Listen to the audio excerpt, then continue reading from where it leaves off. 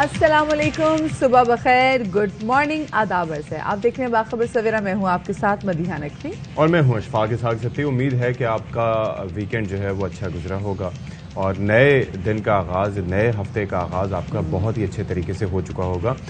برسات کی صورتحال آپ کو پتہ ہے کہ ایک دن ہوتی ہے، ایک دن نہیں ہوتی اور پھر ہوتی چلی جاتی ہے.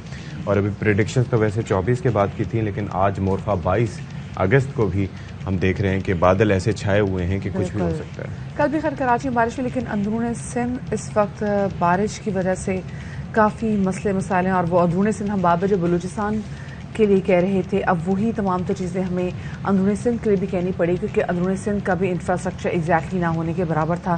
جب وہاں پہ بارش ہوئی تو ہم نے دیکھا متعدد اموات بھی ہوئی ہیں، لوگوں کی وہاں پہ کچے مکانات بہہ گئے ہیں، لوگ کھلے آسمان تلے رہنے پر مجبور ہیں. قسم پرسی کی حالتیں، بچوں کو خوراک تک نہیں پہنچ رہی، تو وہاں پہ بہت مسئلے مسائل ہیں.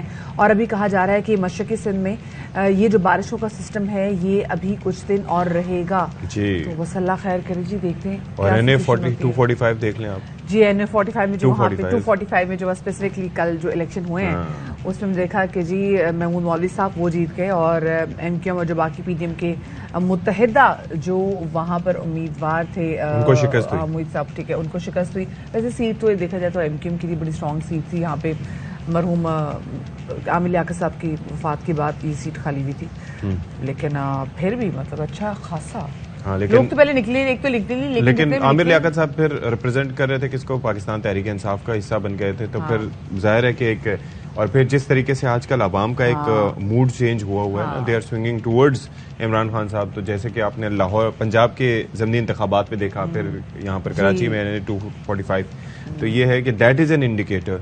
لیکن آلریڈی یہ بھی کہہ سکتے ہیں نا کہ پاکستان تحریک انصاف کی سیٹ تھی جو کہ واپس ہونے کے پاس آ گئی. اگر ان کے ہاتھ سے نکل جاتی تو یہ بھی کہا جا سکتا تھا. دوسرا عمران خان صاحب کے لیے جی خلاف مقدمہ بھی درج ہو گیا ہے. اور بس یہ ہے کہ رات بھرا ہم دیکھتے رہیں کہ سوشل میڈیا پہ فالو کرتے رہیں تو کافی ایک ٹینس سچویشن تھی فیڈرل کیپٹل میں.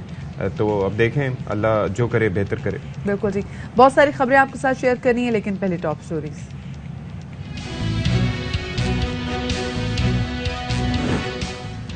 ملک کی سیاست میں ہلچل، PTI چیئرمین کے خلاف مقدمہ درج. عمران خان کا سڑکوں پر رہنے کا اعلان، الیکشن کی موقف پر بھی قائم.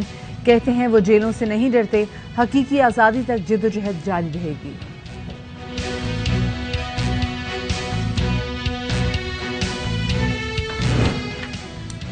ARY نیوز کی نشریات تاحال بند. عدالت کا پیمرا کی اپیل پر حکم امتناع معطل کرنے سے انکار. PFUJ کی جانب سے احتجاجی تحریک کا فیصلہ. 23 اگست کو ملک گیر یوم سیاہ منایا جائے گا. پاکستان کے کل کچرے کا 65% پلاسٹک اشیاء پر مبنی ہے. شہر قائد آج کل کچرے کا شہر بن گیا. سیویج لائن بند ہونے کے بعد کراچی میں پلاسٹک تھیلیاں بنانے اور استعمال پر پابندی عائد کر دی گئی.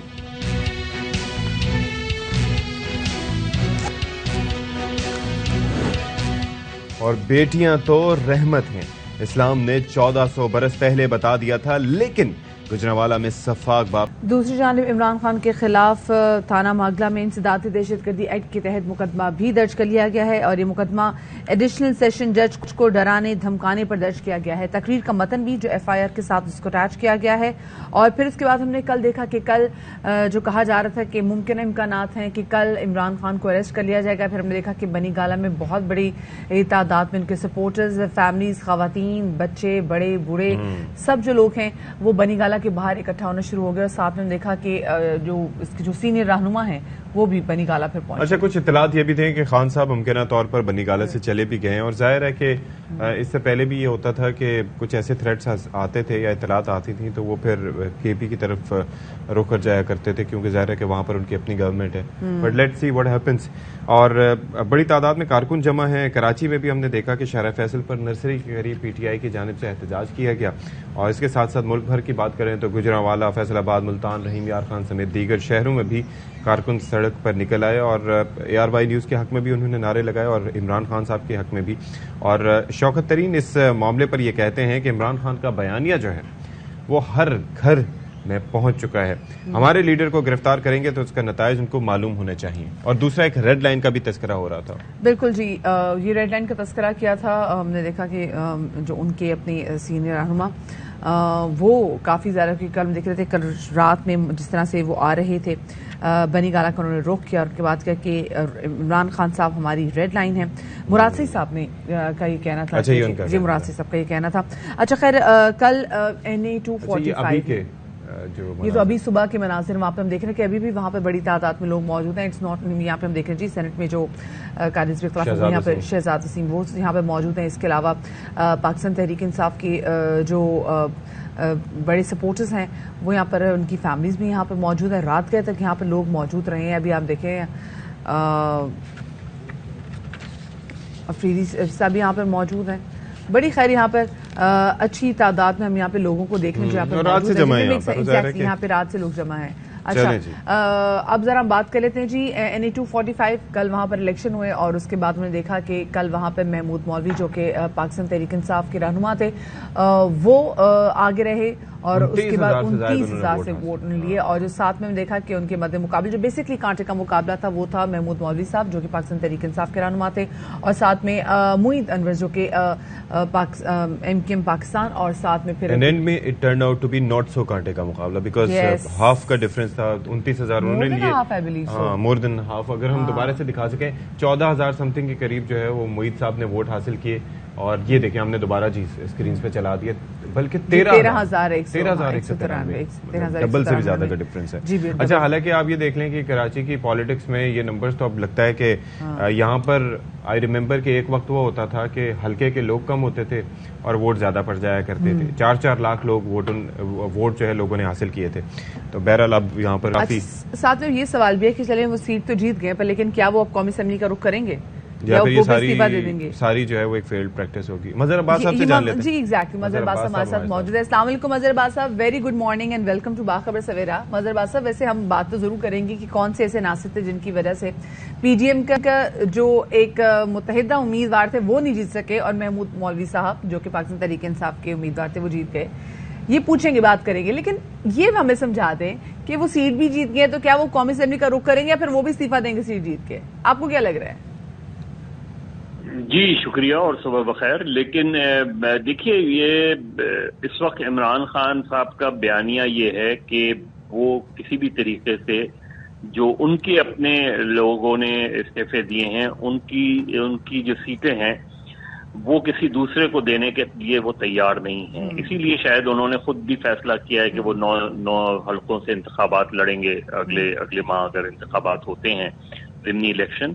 تو وہ کسی بھی طریقے سے, اور اس سے پہلے بھی ایک غالباً مردان میں ضمنی الیکشن ہوا تھا جو قومی جو وہ جیتے تھے اور وہ رکن بھی انہوں نے ابھی تک حلف نہیں لیا ہے اور وہ اسی طریقے سے کھڑے ہوئے ہیں. یہ بھی یہی کریں گے اور وہ ثابت یہ کرنا چاہتے ہیں کہ اس کے باوجود کہ حلقے کے لوگوں کو یہ پتہ ہے کہ یہ قومی اسمبلی میں ابھی نہیں جائیں گے, قومی اسمبلی میں جانے کا ان کا ارادہ نہیں ہے, نئے انتخابات کا ارادہ نہیں ہے, لیکن اس کے باوجود بھی لوگ عمران خان کے اس بیانیے کے ساتھ جڑے نظر آتے ہیں. اور واقعتاً ایسا ہے بھی, کیونکہ آپ یہ دیکھ لینا کہ لوگ تو کھڑے ہیں کیونکہ لوگوں کو پتا ہے کہ انہوں نے اسمبلی میں نہیں جانا. یہ تو ایک کلیئر پوزیشن ہے جو عمران خان صاحب نے لی ہوئی ہے. مطلب اس کے باوجود وہ کسی بھی طریقے سے جو PTI کا عمران خان کی اسٹریٹجی ہے وہ کسی بھی طریقے سے وہ اس حلقے کو لوز نہیں کرنا چاہتے اور وہ حلقے کو اپنے ساتھ رکھنا چاہتے ہیں. دوسری طرف اگر ہم دیکھیں تو دوسری طرف بہت کچھ, حالانکہ یہ خود PTI کے لیے بھی NA-245 کا الیکشن جو ہے یہ ضرور سوچنے کے لیے ہے کہ اس کے باوجود کہ بہت واضح ان کو اکثریت ملی لیکن اوور آل جو ووٹنگ پرسنٹیج تھا, تناسب تھا, وہ مشکل سے 15% رہا. اور یہ تو PTI کے لیے ہے ہی, لیکن اس میں سب سے زیادہ اہم نقطہ یہی ہے کہ MQM پاکستان کو یہ بڑی شکست ہوئی ہے اور MQM کے جتنے بھی فیکشنز ہیں ان سب کے ووٹ ملا لیں آپ تب بھی یہ نظر آتا ہے کہ اس وقت جو ہے وہ کراچی کا ووٹر MQM کے ساتھ پوری طریقے سے جڑنے کو تیار نہیں ہے. اب اس میں ایک بوائیکاٹ کا عنصر بھی ہو سکتا ہے کہ MQM لندن نے بوائیکاٹ کیا تھا, اس کے اثرات بھی ہو سکتے ہیں. لیکن اس سے پہلے جو NA-240 کا الیکشن تھا اس میں بھی ہمیں نظر آیا کہ مشکل سے 60-62 کی لیڈ سے MQM نے وہ سیٹ نکالی تھی. تو اگر یہ رجحان نظر آتا ہے جو بظاہر نظر آ رہا ہے تو پھر آنے والے بلدیاتی الیکشن میں اور اگلے ماہ جو ضمنی الیکشن ہے اس میں ایم کیو ایم کی صورتحال بہت زیادہ جو ہے ان کے لیے ان کے اپنے لیے بہت زیادہ اور بلدیاتی الیکشن ہوں گے، ہم تیاری دیکھتے ہیں، پھر موسم آ جاتے ہیں. یہ بھی یہاں پہ ایک سوال ہے نا کہ کیا آپ دیکھ رہے ہیں کہ بلدیاتی الیکشن آگے ہوں گے؟ دیکھیے ابھی تو ہم اسی پر جائیں گے جو الیکشن کمیشن کا فیصلہ ہے. اگر نہیں ہوتے تب بھی ایم کیو ایم کے لیے تو بہت کچھ سوچنے کے لیے ہے کہ ایم کیو ایم بہت زیادہ جو ہے اس وقت انتشار کا شکار ہے. اب آپ تصور کریں وہ ڈاکٹر فاروق ستار جو لاکھ 1.5 کی لیڈ سے جیتتے تھے وہ چوتھے اور 5ویں نمبر پر آئے ہیں. وہ مصطفیٰ کمال جو کراچی کے ایڈمنسٹریٹر رہے تھے ان کی جماعت کا حال دیکھیں کہ وہ اب تک جب سے انہوں نے پارٹی بنائی ہے وہ ایک جگہ بھی کامیابی حاصل نہیں کر سکے. اور مثلا بات صاحب یہ ایک چیز ہے، یہ بڑی بات آپ نے زبردست کہی کہ یہ صرف وہ نہیں تھا کہ وہ اقتدار میں تھے، ظاہر ہے کہ ایک فیکٹر بانی ایم کیو ایم کا بھی تھا اور ان کی ایک کمانڈ بھی تھی، لیکن مصطفیٰ کمال کی اپنی مقبولیت یہ ہوا کرتی تھی کہ جہاں جاتے تھے تو لوگ سیلفیز اور نعرے اور نہ جانے کیا کیا ہوتا تھا. اور یہ آپ کے لیے اور ہمارے لیے بھی بڑی حیران کن بات ہے کہ یہاں پر ہلکے کتنے لوگ نہیں ہوتے تھے جتنے ووٹ پڑ جاتے تھے. 4 لاکھ ووٹ یہاں پر لوگوں نے حاصل کیے. دیکھیں میں نے 8 جون 2019 کو ایک کالم لکھا تھا ایک تھی ایم کیو ایم، اور اس کا بنیادی نقطہ یہی تھا کہ خود ایم کیو ایم لندن سے جو بڑی غلطیاں ہوئیں 2013 کے الیکشن میں انہیں کامیابی ملی تھی لیکن وہ اپنے ہی لوگوں پہ برس پڑے اور اس کا نتیجہ یہ ہوا کہ پارٹی تقسیم ہو گئی اور پھر تقسیم در تقسیم ہوتی چلی گئی. لیکن جو بنیادی غلطی اب ایم کیو ایم پاکستان سے ہوئی وہ عدم اعتماد کی تحریک کے دوران ہوئی. ان کا اچھا خاصا پاکستان تحریک انصاف کے ساتھ ایک اتحاد بنا ہوا تھا، اس کو توڑ کے انہوں نے پاکستان پیپلز پارٹی کے ساتھ اتحاد کیا اور آج وہ اس کا رونا رو رہے ہیں کہ جی پیپلز پارٹی اپنے وعدے نہیں پورے کر رہی جو کچھ بھی ہے. تو میرا خیال ہے ایم کیو ایم پاکستان اور یہ جتنی جماعتیں ہیں جو ایم کیو ایم کے نام سے یا ماضی میں متحدہ ایم کیو ایم کا حصہ رہی ہیں، ان سب کے لیے بڑا سوال ہے کہ کراچی کی سوچ اب بدل رہی ہے. 2013 میں ان کو یہ اندازہ کر لینا چاہیے تھا جب تحریک انصاف کو 8 لاکھ ووٹ پڑے تھے، حالانکہ سیٹیں ان کو اس وقت ایک ہی قومی اسمبلی کی ملی تھی، لیکن وہ چیز ظاہر کر رہی تھی. تو میرا خیال میں اس وقت جو مقابلہ آگے چل کے مجھے لگ رہا ہے اگر بلدیاتی الیکشن ہوتے ہیں تو وہ پاکستان تحریک انصاف، جماعت اسلامی اور پاکستان پیپلز پارٹی کے درمیان ہوتا نظر آ رہا ہے. اچھا جی، اب ذرا آ جائیں اس معاملے پہ. یہ جو اچانک تو نہیں لیکن یہ کہ ماحول کچھ بنتا دکھائی دے رہا تھا، یہ خان صاحب کی گرفتاری کا جو معاملہ ہے، اس کا فیصلہ ہوا ہے، یہ آپ کیا سمجھتے ہیں کہ اس کے کیا اثرات مرتب ہوں گے؟ فیصلہ میرٹ پہ آپ کی نظر میں یہ؟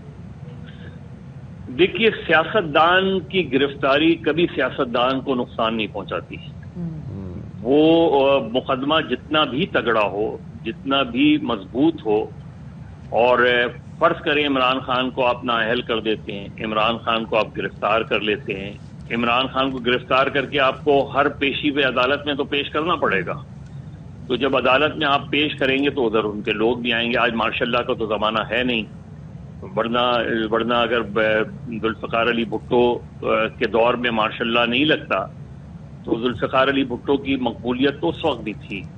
تو یہ جو صورتحال ہے یہ کسی بھی طریقے سے، اور ایک ایسے موقع پہ دیکھیے عمران خان نے ایک کمال یہ کیا کہ اس نے عدم اعتماد کی تحریک کے بعد وہ گھر جا کے نہیں بیٹھے، وہ خود ساختہ جلا وطنی میں نہیں چلے گئے، وہ یہیں رہے اور انہوں نے لوگوں کو متحرک رکھا اپنے، جس کا نتیجہ ان کو 17 جولائی کو ملا پنجاب میں، اور آج پنجاب میں ان کی حکومت واپس آ گئی. ان سے ایک بڑی غلطی ہوئی تھی 25 مئی کو جب انہوں نے بہت جلد بازی میں لانگ مارچ کی کال دے دی تھی اور اس کے بعد اس سے ریٹریٹ کیا انہوں نے. ان کے جو مطالبات ہیں وہ تو تسلیم نہیں کیے گئے اب تک، چاہے نئے فوری انتخابات کا بھی، الیکشن کمیشن کی تبدیلی کا بھی، اوورسیز پاکستانیوں کا بھی، EVM مشین کا بھی. یہ کوئی چیز اس سے کسی میں ان کو کامیابی نہیں ملی. لیکن جو کامیابی انہیں ملی ہے وہ یہ کہ جو ان کے لوگ ہیں متحرک ہیں. اب اگر آج عمران خان گرفتار کیا جاتا ہے تو ان کے لوگ تو ابھی سڑکوں پر ہیں. تو اب یہ تحریک انصاف کا بڑا امتحان ہوگا کہ تحریک انصاف کی متبادل لیڈرشپ کس طریقے سے چیزوں کو ہینڈل کرتی ہے اگر عمران گرفتار ہو جاتے ہیں، وہ کس طریقے سے تحریک کو آگے بڑھاتی ہے. جذباتی انداز میں تحریک کو آگے بڑھاتی ہے یا ایک منظم طریقے سے تحریک چلاتی ہے. یہ بڑا امتحان ہے کیونکہ ایسے ہی موقع پہ اصل میں پارٹی کا ایک ٹیسٹ ہوتا ہے. اگر عمران خان نااہل ہو جاتے ہیں تو کیا عمران خان نے کوئی پلان بھی بنایا ہوا ہے کہ اس کے نتیجے میں کون پارٹی کو لے کے آگے بڑھے گا, کس طریقے سے قانونی, یہ ساری چیزیں جو ہیں یہ ظاہر ہے اس وقت ان کو فیس کرنی پڑیں گی. اور یہ ان کے لیے ایک طریقے سے تحریک انصاف کے لیے اس لیے بھی اچھا ہے کہ ان کے لیے یہ ساری چیزیں جو ہیں وہ ایک امتحان بھی ہے اور دیکھنا یہ کہ وہ اس سے جو ہے کس طریقے سے لڑتے بھی ہیں.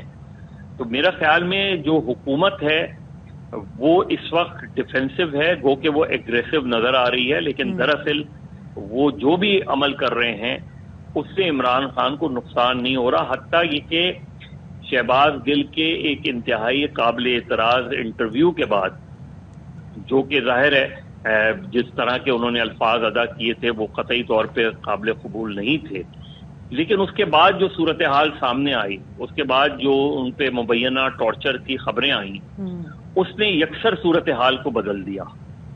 اور اس وقت جو صورتحال ہے وہ یہ ہے کہ اگر یہ ظاہر عمران خان صاحب نے جس طریقے سے اپنی پچھلی تقریر میں آئی جی, میجسٹریٹ وغیرہ کو دھمکیاں دی, یہ سیاستدانوں کو سوٹ نہیں کرتا کہ پبلکلی وہ اس طرح کی باتیں کریں. خاتون میجسٹریٹ کا نام لینا ایسے اتنے بڑے جلسے میں, تو آپ ان کی سیکیورٹی کو آپ اسٹیک پہ ڈال رہے ہیں. وہ میجسٹریٹ بھی بلکہ نہیں تھیں, وہ ایڈیشنل جج تھیں, معاف کیجیے گا جی. تو یہ جو چیزیں ہیں یہ کیونکہ عمران خان خود یہ کہتے رہے ہیں کہ جی بڑے لوگوں کا احتساب اور ہمیں سب سے پہلے جو ہے اپنے احتساب کے لیے آگے بڑھنا چاہیے. تو اگر آج وہ ایف آئی اے کے سامنے پیش نہیں ہو رہے, آج اگر وہ اس طریقے سے آئی جی وغیرہ کو جو ہے وہ دھمکی دے رہے ہیں تو وہ ظاہر ہے ریاست کو چیلنج کر رہے ہیں. نہیں, لیکن وہ جواب دے تو اللہ کو ہے نا.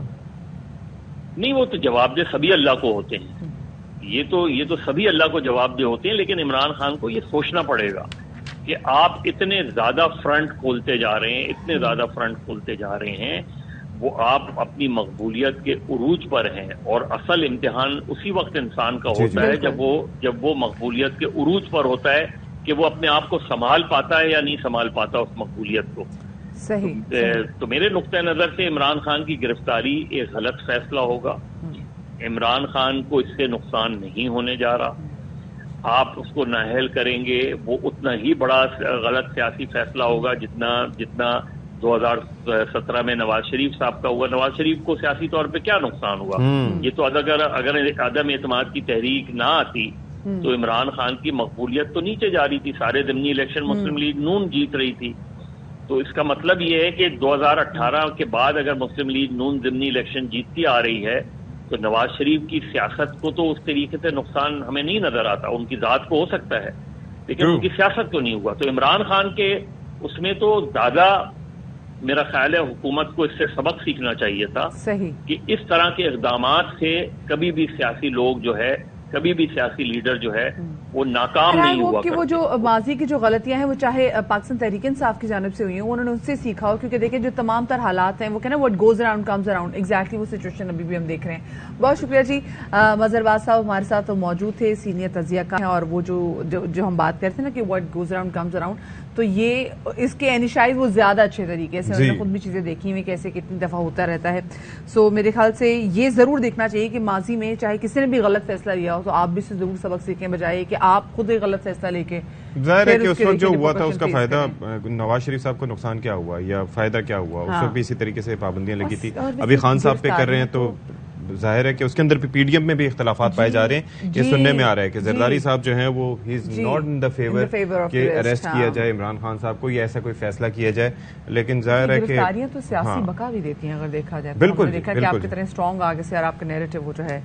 اچھا جی, عدالتی احکامات اپنی جگہ موجود ہیں. کتنے دن ہو چکے ہیں ہم بات کر رہے ہیں, ہم مسلسل اس پہ آواز اٹھا رہے ہیں, ہم مسلسل جو صحافتی تنظیمیں ہیں, جو اس کے علاوہ جو صحافی ہیں پاکستان کے اندر, پاکستان سے باہر, سب یہ چاہ رہے ہیں کہ کسی طریقے سے ARY کی نشریات کھل جائیں. عدالت نے حکم بھی جاری کر دیا ہے, لیکن اس کے باوجود जूं तक नहीं रेंग रही पैमरा के कानों पर, और इसके साथ साथ जो इसके डिस्ट्रीब्यूटर्स हैं और साथ ही साथ केबल ऑपरेटर्स भी ज़ाहिर है कि उसी वजह से, हालांकि वाज़ेह तौर का अहकामात सामने आ चुके हैं लेकिन जवाब नहीं दिया जा रहा कि आखिर ऐसा क्यों है। बल्कि पैमरा ने हुक्म इम्तना को वो मुअत्तल करने के लिए भी कुछ राब्ता किया था अदालत से। बिल्कुल जी, समझ में नहीं आ रहा कि एग्जैक्टली ये हो क्या रहा है, क्योंकि चैनल ताहाल बंद है और पैमरा कोई किरदार अदा ही नहीं कर रहा।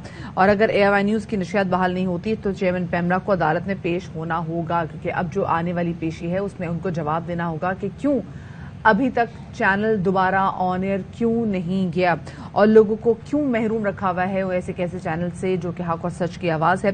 PFUJ ने ARY न्यूज़ की बंदिश और सहाफियों की मुआशी कत्ल रोकने के लिए एहतजाजी तहरीक का भी फैसला किया है। 23 अगस्त को मुल्कगिर यौम स्याह मनाया जाएगा। PFUJ के इजलास में यह भी फैसला किया गया है कि अगर ARY न्यूज़ को बहाल नहीं किया गया तो अगस्त किया जाएगा। बिल्कुल जी, यकजहती मार्च भी होगा। अच्छा, उसके अंदर अदालत के अंदर भी हम ये देख रहे हैं कि काफ़ी इस मामले पर डिस्कशन चल रहा है कि अदालत ने इस्तफसार भी ज़ाहिर है इससे मुतालिक किया कि आखिर बंद किसने किया हुआ है। रेगुलेटरी बॉडी तो पैमरा है, तो फिर उसके बाद किसका इख्तियार रह जाता है। तो उस पर आबिद जुबैरी साहब ने यह फरमाया, जो कि बैरिस्टर हैं ARY न्यूज़ के वकील भी हैं, उन्होंने कहा कि भाई चैनल ताहाल बंद है और इस मामले में पैमरा कोई किरदार अदा नहीं कर रहा कि वो डायरेक्शन इससे मुतालिक जारी करे। आयान मेमन साहब कहते हैं, जो कि बैरिस्टर हैं, वो कहते हैं कि डेडलाइन खत्म हो रही है, अगर ARY की नशरियात बहाल नहीं होती तो चेयरमैन पैमरा को अदालत में पेश भी होना होगा। बिल्कुल जी, अब देखें कि क्या होता है आगे। इस हवाले से बात करेंगे PFUJ के सदर अफजल भट्ट साहब, उनको शामिल गुफ्तगू करेंगे। भट्ट साहब, शुक्रिया आपका अपने बाखबर सवेरा को वक्त दिया। भट्ट साहब, आज है 22 तारीख और आप लोगों ने प्लान किया है एहतजाज 23 से यानी कि कल से, तो क्या आप लोगों का, पहले तो ये बता दीजिए, क्या आप लोगों ने प्लान किया है कि आपका एहतजाज कहाँ से शुरू होगा, कहाँ पे जाके खत्म होगा? पहले तो जी सुबह बखैर, अल्लाह ताला ARY के तमाम दोस्तों पे ये मुश्किलात जो है वो ख़त्म करे। बेसिकली जब से ARY को गैर कानूनी गैर आईनी तरीके से बंद किया गया है, उस वक़्त से लेकर आज तक Pakistan federal union of journalist जो है वो मुसलसल सदाए एहतजाज बुलंद कर रही है। और हम ज़रा लो पेस पे थे, ताकि क्योंकि जब अदालत सिंध हाई कोर्ट ने उसका नोटिस ले लिया, ऑर्डर जारी कर दिया कि भाई आप फौरी तौर पर ARY की नशरियात बहाल करें, जब नशरियात बहाल नहीं हुई तो तौहीन अदालत का नोटिस जारी कर दिया और फिर भी बहाल नहीं हुई, तो अब 24 तारीख को तलब किया है। लेकिन इतने सारे अदालती अहकामात के बावजूद जब ARY की नशरियात बहाल नहीं हुई तो कल हमारी बड़ी तवील ऑनलाइन जूम मीटिंग हुई Pakistan federal union of journalist executive council की, कि जिसमें तमाम पहलुओं का जिक्र किया गया। पूरे पाकिस्तान से जो इलेक्टेड जर्नलिस्ट बॉडीज के लोग थे वो मौजूद थे, और फिर ये फैसला किया गया कि अब अगर हमने कोई फैसला कुन जद्दोजहद का रास्ता इख्तियार न किया, किसी एहतिजाजी तहरीक का ऐलान नहीं किया, तो शायद हम इन 4000 लोगों का रोजगार न बचा सकें जो ARY के साथ मुंसलिक हैं। यही वजह है कि Pakistan federal union of journalist ने ऐलान किया है कि 23 अगस्त को पूरे पाकिस्तान में यौम स्याह मनाया जाएगा। इस दिन पाकिस्तान के तूलो अर्द में जितने प्रेस क्लब हैं, चारों सूबाई हेडक्वार्टर से लेकर आजाद कश्मीर से लेकर गिलगित बल्तिस्तान से लेकर पूरे जिली सतह पर, डिवीजन सतह पर जो प्रेस क्लब मौजूद हैं, वहां स्याह परचम लहराया जाएगा, रैलियां निकाली जाएंगी और ARY की मैनेजमेंट को ये मैसेज दिया, ARY के वर्कर को ये मैसेज दिया जाएगा कि आप इस मुश्किल में तनहा नहीं है, पूरा पाकिस्तान आपके साथ खड़ा है। और इसी तरह ये मैसेज दिया जाएगा पैमरा को और गवर्नमेंट पाकिस्तान को कि अगर आप समझते हैं कि एक चैनल को बंद करके आप जो है वो उसकी आवाज बंद कर सकते हैं, उसके वर्कर को बेरोजगार सकते हैं, तो आप किसी गलतफहमी में हैं। क्योंकि पाकिस्तान का मीडिया वर्कर और पाकिस्तान जर्नलिस्ट एक स्लोगन देता है, एक पर हमला सब पर हमला। जब एक का चूल्हा बजाया जाता है, जब एक का रोजगार छीना जाता है, तो पूरा पाकिस्तान जो है वो अपने उस साथी के लिए मैदान में निकलता है।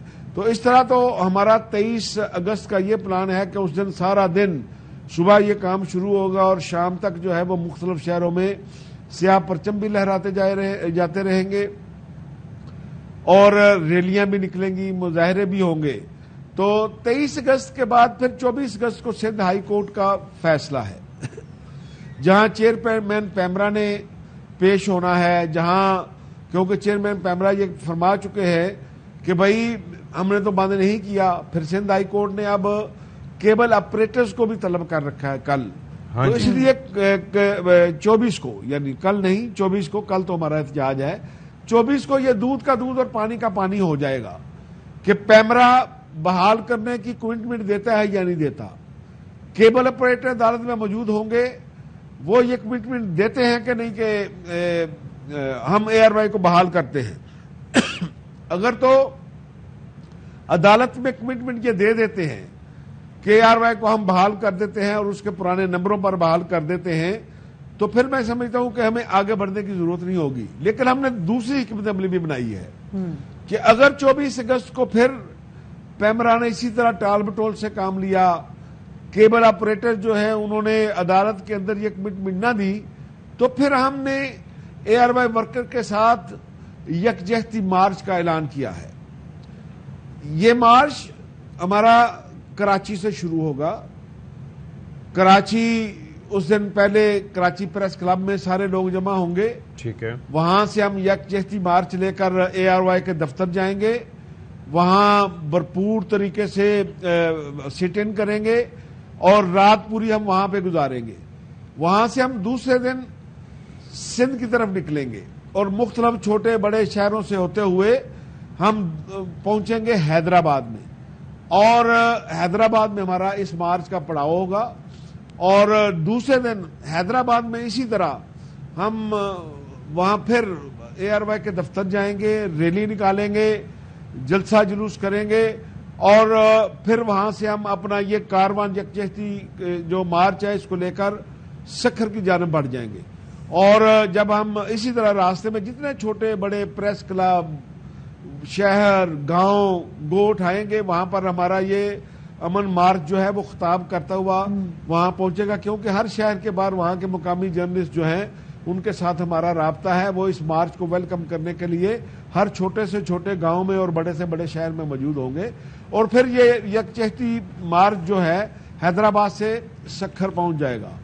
رات ہمارا پڑاؤ جو ہے وہ سکھر میں ہوگا اس اے آر وائی یکجہتی مارچ کا. اور دوسرے دن صبح اٹھ کر اسی طرح ہم جلسہ جلوس کریں گے. پورے علاقے کے journalist, political worker, human right activist, وکلا سارے ہمارے ساتھ سکھر پریس کلب میں موجود ہوں گے. اور پھر ہم وہاں سے جلسہ کرنے کے بعد اس مارچ کو لے کر انٹیریئر کی سندھ کی جانب بڑھیں گے. دوسری طرف سے ہمارے بلوچستان کے لوگ جو ہیں وہ کوئٹہ سے، ہمارا مارچ جو ہے کوئٹہ پریس کلب سے نکلے گا، اور وہ اسی طرح by road A R Y worker کے ساتھ یکجہتی کا اظہار کرتے ہوئے وہ مارچ بھی سکھر میں آ کر ہمیں جوائن کر لے گا. وہاں سے پھر ہم نکلیں گے اور رحیم یار خان سے پنجاب میں داخل ہوں گے، اور جی ٹی روڈ سے ہوتے ہوئے ہم بہاولپور، رحیم یار خان، ملتان اور اس طرح تمام چھوٹے موٹے جتنے شہر ہیں وہاں سے ہوتے ہوئے پھر جب ہم پہلا پڑاؤ ہمارا بہاولپور میں ہوگا، دوسرا پڑاؤ ملتان میں ہوگا، ایک رات ہم وہاں گزاریں گے، اور پھر ہم انشاءاللہ تعالی لاہور میں پہنچیں گے. یہاں زندہ دلانے لاہور جو ہے اس مارچ کی ابھی سے استقبال کی تیاری کر رہے ہیں. وہاں بھرپور طریقے سے ہم کوشش کریں گے کہ ہمارا لاہور میں پڑاؤ 2 دن ہو، تاکہ ہم پارلیمنٹ ہاؤس کے سامنے، گورنر ہاؤس کے سامنے، پیمرا کے سامنے وہاں پر مظاہرے کریں گے لاہور میں. اور 2 دن کے بعد پھر ہم وہاں سے نکلیں گے جی ٹی روڈ کے ذریعے، پھر راستے میں مرید کے، کاموں کے، سادوں کے، گجرانوالا پھر بڑا پڑاؤ ہوگا ہمارا پڑاؤ، پھر دوسرا، اور لاہور کے بعد نیکسٹ پڑاؤ جو ہے وہ گجرانوالا میں ہوگا. اور دوسرے دن گجرانوالا میں اسی طرح وکلا حضرات، human right activist, press freedom کے حوالے سے ایکٹیوسٹ جو ہیں وہ سارے پی ایف جے کو جوائن کریں گے، گجرانوالا یونین آف جرنلسٹ کو جوائن کریں گے. کتنے دنوں کا یہ ہوگا؟ یہ ہمارا خیال یہ ہے کہ ہمیں یہ 15 سے 20 دن لگیں گے اس کو. اور اسی طرح جب ہم پھر اسلام آباد میں پہنچیں گے، پنڈی میں ہم ایک رات گجرانوالے سے اگلا پڑاؤ اسلام آباد کا ہوگا؟ نو نہیں، گجرانوالے سے اگلا پڑاؤ ہمارا جہلم یا گجر خان میں ہوگا، تاکہ ہم دن کی روشنی میں پنڈی داخل ہوں گے. اور پنڈی جب ہم داخل ہوں گے، پنڈی بار کے لوگ وہاں پنڈی کچہری میں ہمارے ساتھ موجود ہوں گے، تمام لیبر تنظیمیں ہمارے ساتھ موجود ہوں گی, ٹریڈ یونین ہمارے ساتھ موجود ہوں گی. وہاں ہم پھر پنڈی پریس کلب میں پڑاؤ کریں گے لیاقت باغ میں. نیکسٹ ڈے ہم یہ ریلی لے کر, بڑی ریلی لے کر پھر پیمرا کے دفتر جائیں گے, اور وہاں پہنچ کر یہ جو مارچ ہے ہمارا یکجہتی مارچ, یہ دھرنے میں تبدیل ہو جائے گا. اور یہ دھرنا اس وقت تک جاری رہے گا جب تک ARY کی نشریات بحال نہیں ہو جاتی. یہ 1 یا 2 دن کے بات نہیں ہے, یہ جب تک نشریات بحال نہیں ہوگی ہمارا مارچ جو ہے. دعا کریں اللہ تعالیٰ, ہمیں کوئی شوق نہیں ہے سڑکوں پہ جو ہے وہ لوگوں کو لے کر نکلنے کا, لیکن ظاہر ہے کہ لیکن ہمارا کیونکہ ہمارے پاس اب کوئی اور راستہ بچا نہیں ہے. ٹھیک ہے, بہت شکریہ افضل بٹ صاحب. اللہ تعالیٰ آپ کو ہمیں استقامت دے کہ اس وقت میں ہم کھڑے رہیں, اور ظاہر ہے کہ یہ بہت ضروری ہے کیونکہ ایک کے اوپر باری آتی ہے تو ایسا نہیں ہے کہ باقیوں کو چھوڑ دیا جائے گا, ایک کے بعد ایک کا نمبر آئے گا اگر یوں ہی سب خاموش بیٹھے رہے.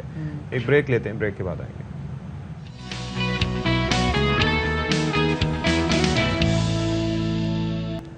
Welcome back after the break. 1400 سال پہلے یہ روایت ہوتی تھی کہ جب بیٹیاں پیدا ہوتی تھیں تو ان کو اسی وقت زندہ دفنا دیا جاتا تھا کیونکہ جہالت کا دور تھا اور بیٹیوں کو بوجھ سمجھا جاتا تھا. لیکن اس کے بعد جب دین اسلام آیا اور دین اسلام کی روشنی سے خصوصی طور پہ رسول پاک صلی اللہ علیہ وسلم کو اللہ پاک نے جب دختر دی تو کہا کہ نبی ہم نے تمہیں کوثر عطا کی بیٹی کا مقام بتانے کے لیے کہ بیٹی کے مقام و منزلت کیا ہے. وہ بیٹی جس کے آنے پر رسول پاک صلی اللہ علیہ وآلہ وسلم جب ممبر پر موجود ہوتے تھے تو کھڑے ہو جاتے تھے. یہ لوگوں کو بتانے کے لیے بھی تھا تاکہ لوگوں کو پتہ چل سکے کہ بیٹی کی کیا عظمت ہے, بیٹی کا کیا مرتبہ ہے. اور ظاہر ہے کہ لوگ فالو کرتے تھے, جو نبی کہتے تھے, جو کرتے تھے, وہی پھر آپ کے لیے ایک آگے مشعل راہ ایک چیز ہوتا تھا. لاٹ آف کوسچنز, بہت ساری ایسی چیزیں تھیں جو کہ رسول پاک کو پتہ تھی, لیکن صرف پوچھا اور بتایا اس لیے گیا تھا تاکہ جو لوگ موجود ہیں محفل میں, جن کی مجلس میں لوگ موجود ہوتے تھے, ان کو پتہ چل سکے. بار بار ایک بار یہ عمل نہیں دہرایا گیا, بار بار عمل دہرایا گیا لوگوں کو بتانے کے لیے کہ بیٹیاں کتنی بڑی رحمت ہوتی ہیں. لیکن اس کے باوجود ہمارے یہاں کی بہت ساری کچھ ایسی ایگزامپلز ہیں جو کہ دل دہلا دینے والی ہیں. ابھی ہم آپ کو بتائیں کہ گجرانوالا میں نہایت افسوسناک واقعہ پیش آیا ہے جہاں پر ایک باپ نے چوتھی بیٹی ہونے پر, اس کی پہلے سے 3 بیٹیاں تھیں, اس کی چوتھی بیٹی بھی, بیوی سے اس کی لڑائی ہوئی اور نہ جانے اس بدبخت کے دماغ میں ایسی کیا چیز آئی کہ اس نے اپنی 1 سال کی بچی کو زمین پہ پٹک کر اس کی جان لے لی. اب یہ صرف زمین پہ پٹکنا نہیں سکتی, میں جب یہاں پہ سوچتی ہوں تو پتہ نہیں اس سے پہلے بھی کیا کچھ وہ کر چکا ہوگا اور کس طریقے سے اس نے اپنی بچی پٹکی ہوگی. اور ایک اور المیہ یہ ہے کہ آپ یہ دیکھیے کہ ہمارے اس معاملے میں اویئرنیس کریٹ کرنے کے باوجود شاید سزا اور جزا کا نظام اس طریقے سے کام نہیں کر رہا. ابھی کچھ ہی ماہ پہلے ہم نے ایک خبر آپ تک پہنچائی تھی کہ جب ایک شخص نے اپنے ہاں بیٹی پیدا ہونے پر گھر پہنچا, پھر اس کے بعد اپنی چند دن کی بچی کو اس نے گولیاں مار کے ہلاک کر دیا تھا. تو آپ یہ اندازہ کیجئے کہ یہ معاملات اور واقعات تواتر سے رونما ہوتے ہیں, لیکن اس پہ کبھی کچھ ایسا نہیں ہوتا کہ کسی کو عبرت کا نشان بنایا جائے تاکہ دوسرے بھی اس سے سبق سیکھیں. اور اس بدبخت کو ٹیلی ویژن اسکرین پہ دیکھ رہے ہیں, اس منحوس شخص کو جس نے اپنی 1 سال کی بچی کو زمین پہ پٹک کر مار دیا. مطلب آپ دیکھیں کہ باپ سے بڑا, وہ کہتے ہیں نا گھنا سایہ کوئی نہیں ہوتا, لیکن جہاں پر ایسے باپ موجود, شفقت, مطلب آپ دیکھیں کہ مجسم شفقت ہوتا ہے باپ کی, ساری مشکلات دنیا کی اپنے آپ کے اوپر سہتا ہے. ایک طرح سے ایک آپ اوزون لیئر ہوتا ہے اپنے گھر والوں کے لیے, لیکن یہاں پر معاملہ الگ ہے. تو فرزانہ باری صاحبہ سماجی رہنما ہمارے صاحب موجود ہیں. فرزانہ صاحبہ, گزشتہ 10 سے 12 سال سے تو ہم آپ سے مختلف ٹی وی چینلز پہ بات کرتے رہتے ہیں اسی سماجی رویے پر, سماجی اسی طرح کے معاملات پر, لیکن اس کے باوجود لوگوں کے کانوں پر جو نہیں رینگلی. ایک تو معاملہ ہے اسٹیٹ کو لے کے, ایک ہے لوگوں کے اپنے رویے کو, معاشرتی رویے کو لے کر. یہ آخر کیا ہو کیا رہا ہے اور اتنا خرابی کیوں ہے, اتنا بگاڑ وقت کے ساتھ ساتھ کیوں ہوتا جا رہا ہے؟ دیکھیے, السلام علیکم جی. دیکھیے, ویسے تو یہ ہے کہ ریاست اور جو سماج ہے یہ دونوں آپس میں ایک دوسرے کے اوپر اثر انداز ہوتے ہیں.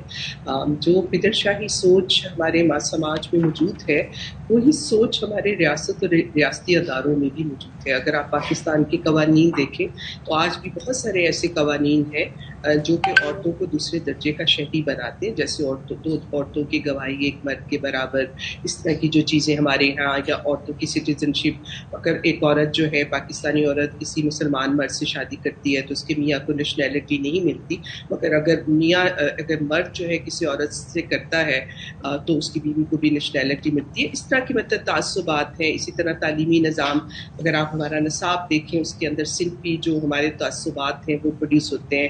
پھر ہماری میڈیا پالیسیز دیکھیں، میڈیا میں ایسے کانٹینٹ چلتا ہے جس میں ہم عورت کو وہی محکوم، وہی دوسرے درجے کی، یا ایک بہت ہی کمرشلائز طریقے سے اس کو ایک کموڈٹی کے طور پہ پیش کرتے ہیں. تو میں یہ سمجھتی ہوں کہ اور پھر ظاہر ہے کہ سماج کے اندر عورت کا جو حیثیت ہے، دیکھیں اس کے پیچھے جو بنیادی چیز ہے وہ تقسیم کار کا نظریہ ہے.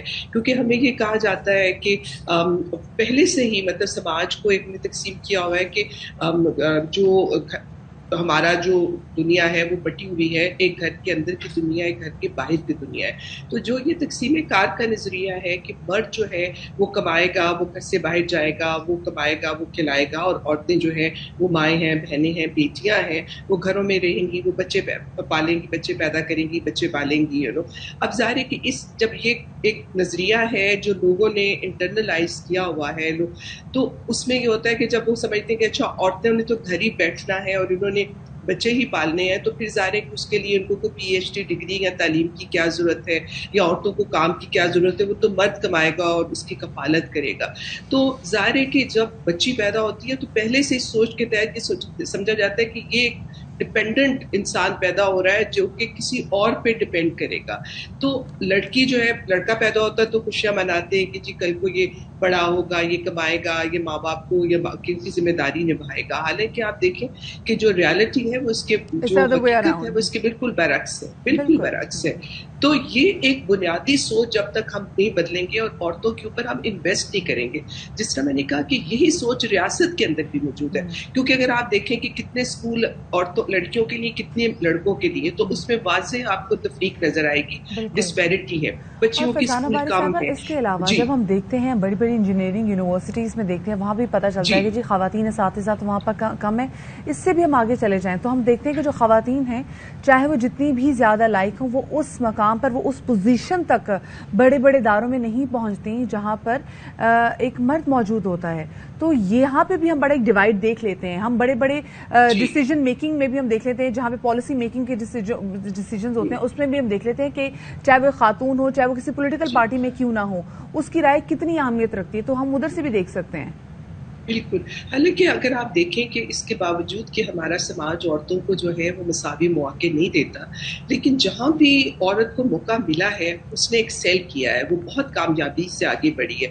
اب جس طرح میں نے کہا کہ اگر آپ تعلیم میں دیکھیں، لٹریسی ریٹ میں ابھی بھی بہت گیپ ہے، لیکن ہائر ایجوکیشن میں کوئی گیپ نہیں ہے. اور وہی آپ والی بات ہے کہ کلاس سیلنگ جس کو ہم کہتے ہیں نا، کہ عورتیں جہاں بھی پہنچ رہی ہیں، مطلب سول سروس میں اب عورتیں جو ہیں وہ بہت زیادہ انٹر ہو رہی ہیں، جوڈیشری کے اندر، بیوروکریسی کے اندر، لیکن ان کو آگے نہیں بڑھنے دیا جاتا. اب آپ اس وقت دیکھیں کہ پورے پاکستان میں کتنی عورتیں ہیں جو کہ گریڈ 22 میں ہیں، مطلب سیکرٹری لیول پہ. تو ایسا نہیں ہے کہ عورتوں کے اندر صلاحیت کی کمی ہے. دیکھیں سپریم کورٹ میں پہلی خاتون جج جو ہیں، جی پہلی، بالکل بالکل.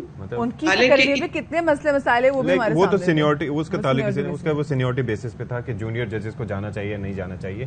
لیکن بہرحال اللہ کا شکر ہے اے آئی جی ہمارے پاس جو ہیں وہ عائشہ صاحبہ، وہ ہیں عائشہ گل، وہ دیکھیں. میرا مطلب ہے کہ ایکسیپشنز ابھی بہت مطلب بن رہی ہیں، لیکن اگر آپ دیکھیں تو خواتین موجود ہے پولیس میں بھی یا جوڈیشری میں، مطلب لائر، جج.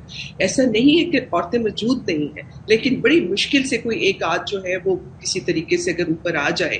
ورنہ وہی بات ہے کہ جو ہمارے ادارے ہیں ان کے اندر بھی وہ ایک بدر شاہی، مطلب ایک بیریئر ہے، پیٹریارکل مائنڈ سیٹ وہاں بھی موجود ہے جو عورتوں کو ایک خاص پوزیشن کے بعد آگے بڑھنے نہیں. میرے ذہن میں نام آتے جا رہے ہیں، سرجن جنرل نگار، وہ بھی سب کے لیے ایک مثال ہے. اچھا میں ایک چیز، لیکن اس میں ایک چیز یہ ایڈ کرنا چاہ رہا ہوں. آپ یہ دیکھیں کہ اب تو میڈیکل سائنس نے ترقی اتنی زیادہ کر لی ہے فرزانہ صاحبہ کہ اب یہ اویئرنیس سب کے اندر موجود ہے کہ جو بیٹی کی پیدائش ہے اس کے اندر بھی ظاہر ہے جو کروموزوم جاتا ہے وہ باپ سے ہی جاتا ہے، اس کے اندر باپ کا ہی کردار ہوتا ہے، لیکن پھر بھی الزام ماں کو دیا جاتا ہے. تو یہ اویئرنیس کیا ہم पैदा नहीं कर पा रहे, या ये इस बारे में आगाही नहीं दी जा रही महकमे सेहत की जानिब से? ओवरऑल ये जी क्योंकि तालीम की कमी है। देखिए पाकिस्तान के अंदर जो सिनफी तासुबात हैं और जो सिनफी तशद्दुद है उसका जो लेवल है उसमें होना तो ये चाहिए कि यही एक फैक्ट कि जो क्रोमोसोम है औरत के तो XX ही होते हैं, मर्द का XY होता है, और अगर XY जाके फर्टिलाइज होता है तो फिर बेटा होता है। मतलब उसमें औरत का तो कुछ लेना देना नहीं, मगर ये इंफॉर्मेशन जो आप कह रहे हैं ना कि अवेयर है, नहीं, ये आप और हम में है जिनमें कुछ तालीम याफ्ता लोग हैं, लेकिन पाकिस्तान अभी भी बुनियादी तौर पे एक गैर तालीम याफ्ता मुल्क है। इस तरह की इंफॉर्मेशन जैसे हम पोलियो के लिए कैंपेन्स करते हैं ना, इस तरह की कैंपेन्स होनी चाहिए मीडिया। फरजाना साहब, एक छोटी सी मिसाल के मुताबिक जहां पर हम हॉस्पिटल्स या क्लिनिक्स या बुनियादी देही मराकज़ से सेहत पे भी अगर जाना हो तो आप देखें छोटी छोटी सी मालूमात जो है हाथ धोने से मुतालिक इस तरह की मालूमात होती है, तो ये भी वहां पर लिख कर लगाया जा सकता है। अगर कोई 5वीं क्लास भी पढ़ा होगा तो पढ़ के वो समझेगा, फिर मोबाइल फोन पे सर्च भी करेगा तो उसे आइडिया होगा। एक चीज तो ये, दूसरा ये है कि ये अब से कुछ दिन पहले भी हमने एक वाकया रिपोर्ट किया था जहां पर एक बंदा कंपाउंडर था या क्या था, उसने अपनी बच्ची को, चंद दिन की बच्ची को गोलियां मार के हलाक कर दिया था। लेकिन मसला ये है कि निशाने इबरत नहीं बनाया जाता ऐसे लोगों को। दैट इज द प्रॉब्लम कि एक किसी को लटका दें तो दूसरे इबरत पकड़ें या सजा दें। यहां पर वो केस भी अभी देखें कहां है, उसकी कोई बाज़गश्त की सजा हो गई या उसको कुछ कर दिया गया। देखिए वो तो जनरल एक ट्रेंड है कि हमारे यहाँ हर तरह का तशद्दुद बढ़ रहा है और उसके पीछे बहुत सारी वजूहात मुहर्रकात होती हैं जब किसी भी माशरे के अंदर वायलेंस बढ़ता है।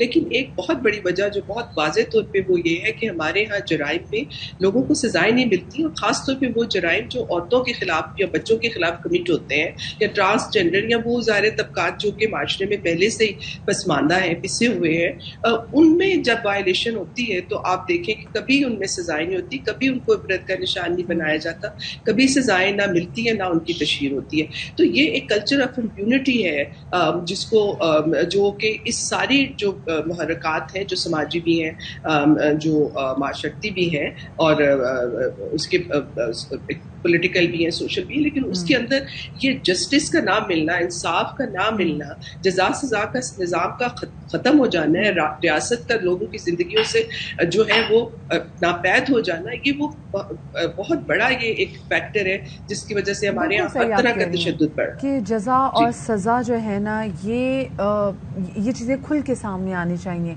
और वाकई जैसे कह रहे कि जो भी ख़वातीन को जहाँ पे तशद्दुद का निशाना बनाते रहे, वो स्पेसिफिकली लोग जो कि बच्ची की पैदाइश को बुरा समझते हैं, अपनी बच्चियों पे जुल्म करते हैं, या और उसके बाद जिस तरीके से हमने गुजरांवाला में वाकया देखा, तो इस तरह के लोगों को निशान इबरत बनाना चाहिए ताकि बाकी लोग इससे सीखें। बहुत शुक्रिया जी। फरजाना बारी साहब हमारे साथ तो मौजूद थी, मारूफ समाजी कारकुन। और हम देखें बेटियों की पैदाइश के हवाले से, बेटियों के किरदार के हवाले से जितनी भी बात करें कम है। मैं भी एक बेटी हूँ, मैं यहाँ पर मौजूद हूँ और मेरे माँ बाप मुझ पर फ़ख्र करते हैं, शायद अपने बेटों से ज़्यादा मुझ पर फ़ख्र करते हैं। और किसी भी अगर शोबे में बेटियाँ जाएँ तो माँ बाप के लिए बाइसे फ़ख्र होती हैं। और स्पेसिफिकली हमारे से मुआशरे में लड़कियों को ज़्यादा मेहनत करनी पड़ती है आगे बढ़ने के लिए, जब से वो पैदा हुई होती हैं और जब तक वो कहते हैं ना कि ज़िंदगी पूरी गुजार नहीं देती। सो हमने एक रिपोर्ट तैयार की है उन तमाम तरह ऐसी प्यारी बेटियों के नाम। रिपोर्ट लेके हम चाहेंगे, हम आपको दिखाते चले कि वो कौन सी ऐसी बेटियां हैं पाकिस्तान की जिन पे उनके माँ बाप क्या पूरा पाकिस्तान फख्र करता है। मिर्जा साहिबा जो कि पहली स्पीकर। अच्छा, इसके साथ साथ अभी तो भाई रिसेंटली हमने ये भी देखा था कि F-16 की जो फाइटर पायलट हैं वो भी एक लड़की की एक वहाँ पर इंडक्शन हुई है। तो this is great. Aahista Aahista चीज़ें चेंज हो रही है, लेकिन ये जो इंसाफ की फराहमी और ख़ासतौर पर इस लेवल पे निशान इबरत बनाना लोगों को बहुत ज़रूरी है, क्योंकि कुछ लोग जो हैं वो सिर्फ डंडे के जोर पे सबक सीखते हैं, वैसे नहीं। वो कहते हैं ना लातों के भूत बातों से नहीं मानते, वही बात। छोटी सी हम यहाँ पे एक ब्रेक लेंगे, ब्रेक से वापस आते हैं, हमारे साथ रहिएगा।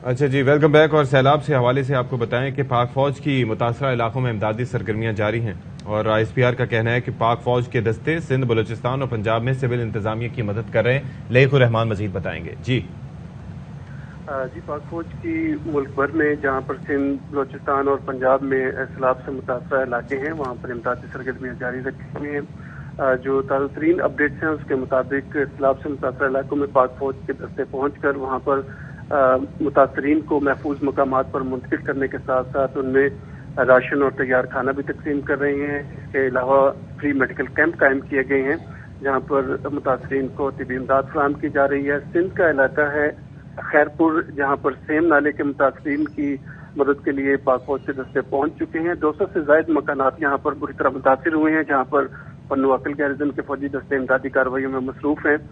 बलोचिस्तान में कोयटा, पशीन, किला सैफुल्ला, ज़ियारत ज़ोब, लोरलई और नौशकी में इमदादी कार्रवाइयाँ जारी हैं। पाक फौज, FC, PDM और सिविल इंतजामिया मिलकर लोगों को महफूज मकामात पर मुंतकिल कर रही हैं। उन्हें प्री मेडिकल कैंप में सहूलियात फराहम की जा रही हैं, खाना पीना भी फराहम किया जा रहा है।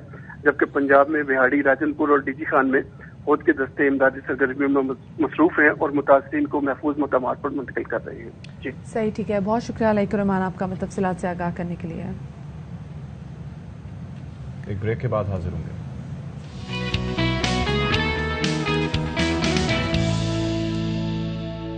खबर सवेरा में एक बार फिर से आपका खैर मकदम है। सलाम अर्ज़ है आप सबको जिन लोगों ने हमें अभी ज्वाइन किया है। तो पहले तो आप इस बात का जवाब दें कि क्यों ज्वाइन किया अभी। आप पहले 9 बजे कहाँ थे हैं? जो पहले जाग रहे थे तो उनका खैर मकदम YouTube पे अब देखिए ना, मतलब सर्च करना। अब तो मैं भी सर्च करता हूँ तो सबसे पहले लाइव ARY न्यूज़ आ रहा होता है, तो बड़ी खुशी होती है। हाँ। तो इसके अंदर 1-2 ऐड चलने के बाद आप जो है वो अपने आप को देख सकते हैं। हालांकि आप गलत करती हैं, 10 सेकंड का वो फिर भी दिखाते हैं, लेकिन 5 सेकंड में चले जाते हैं। तो बहरहाल तो मुझे तो ऐड भी याद हो गए। तो बात ये है कि ऐड तो अच्छे होते हैं। तो दूसरी चीज सही बात करें, of course we earn from add. अच्छा जी, तो बात ये है कि जिन लोगों ने YouTube पे, और अब तो घर पे भी आप लिंक कर सकते हैं अगर स्मार्ट टीवी जिन लोगों के पास हैं। जी मैं वैसे हमेशा से ही करती हूँ, मुझे बहुत सुस्ती होती थी कि मैं आगे YouTube पे जाके बस लाइव तो लिंक करके आप वो करते हैं तो वो बड़ा जबरदस्त हो जाता है। तो आपका बहुत शुक्रगुजार है हम कि आप देख रहे हैं, और जाहिर है कि मालूमात जो आपको हमसे मिलती हैं वो कहीं और नहीं मिलती। और वैसे भी आप लोग अपनी प्रोजेक्शन भी बहुत जरूरी होती है। सबसे ज्यादा देखा जाने वाला हमारा शो है, ये भी आपने याद रखना है। देखिए हालात तो आपको यकीन आएगा, और वाकईतन ऐसा है भी।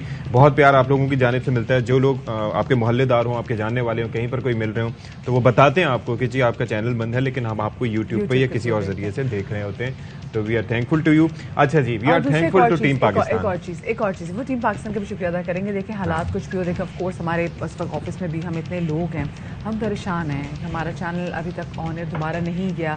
ऑफ कोर्स हम बहुत ज़्यादा परेशान, लेकिन उसके बावजूद हमारी कोशिश पूरी है कि जो मुल्क में चल रहा है वो तमाम चीज़ें आपके सामने रखें। हाँ। आपको वैसे ही एंटरटेन करें जैसे हम आपको रोज एंटरटेन करते थे। इसलिए जो हम मजाक वगैरह कर रहे होते हैं, हम कोशिश करते हैं छोटी छोटी चीजों में से हमारा सेंस ऑफ ह्यूमर जो है ना, जो काफी सस्ता हो गया हुआ है, तो वो इंटैक्ट रहे। यानी कि रस्सी जल जाए लेकिन बल ना जाए उसमें से। नहीं, लेकिन हम कोशिश ये करते हैं कि हम आपको एंटरटेन करते रहे। हम हमारी यहाँ पे टीम, हम जो पूरी सब हम जो वक्त पर आते हैं तमाम हाँ पूरी टीम, हमारी कोशिश यही कि जैसे आपको पहले सर्व करे तभी भी सर्व करें। मुश्किल हालात तो हैं, लेकिन एक दिन सब बहुत अच्छा हो जाएगा और हम मजीद बेहतरीन होके और मजीद मजबूत होके इंशाल्लाह। तो जनाब टीम पाकिस्तान का बहुत शुक्रिया जी कि आपने नेदरलैंड्स जैसी टीम को 9 रन के बड़े मार्जिन से शिकस्त दी। तो ये जाहिर है कि पहले बैटिंग करते हुए आपने कमाल का आपने हदफ दिया। कितना था, कोई 207 या 206 रन का लगाते हैं, ऐसे लोग नजर लगाते हैं। 206 रन बनाए आपने पूरे 50 ओवर में, कमाल है। और इसके अंदर बाबर आजम के 91 रन भी शामिल थे। तो बाकी टीम ने कितने बनाए हैं?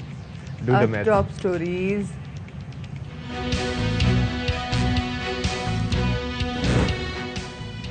सिंध में कल से मजीद बारिशों का इम्कान। गुज़िश्ता 2 रोज की बारिश ने सूबे का हुलिया बिगाड़ दिया। कई शहर पानी में डूब गए। हर तरफ तबाही के मनाजिर। लाड़काना और जैकबाद में मकान की। और कराची में रिक्शा चलाने वाले बासलाहियत गुलकार गायकी ऐसी कि सुनते ही रह जाएं। हाशिम बलूच की आवाज सुनकर सवारियां दंग रह जाती हैं। सज्जाद अली और नुसरत फतेह अली खान उनके फेवरेट गुलकारों में शामिल।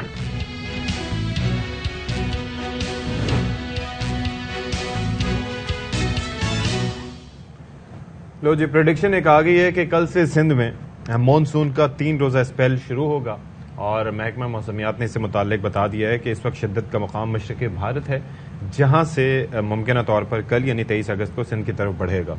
बिल्कुल जी, और फिर बिल्कुल जी, और उसके बाद जो इसके जो असरात हैं वो हम फिर देखेंगे सूबे के मुतादिद शहरों में। अच्छा जी, 25 अगस्त तक हल्की और गरज चमक के साथ बारिश का भी इम्कान है। मूसलाधार बारिश से पहली मुतासर इलाकों जिनमें दादू है, नौशेर फिरोज है, कमर शहदाद कोट है, लाड़काना, जैकबाद, शहीद बेनज़ीर आबाद, घोटकी, शिकारपुर और कश्मोर के अजला में सूरत हाल ऑलरेडी काफ़ी ज़्यादा ख़राब है। تقریباً درجن سے زیادہ افراد جو ہے مطلب 20 سے زیادہ افراد جو ہیں ملک میں اجل بن چکے ہوئے ہیں اس تمام صورتحال کے پیش نظر. اور اب ہم دیکھ رہے ہیں کہ پانی ہی کھڑا ہے.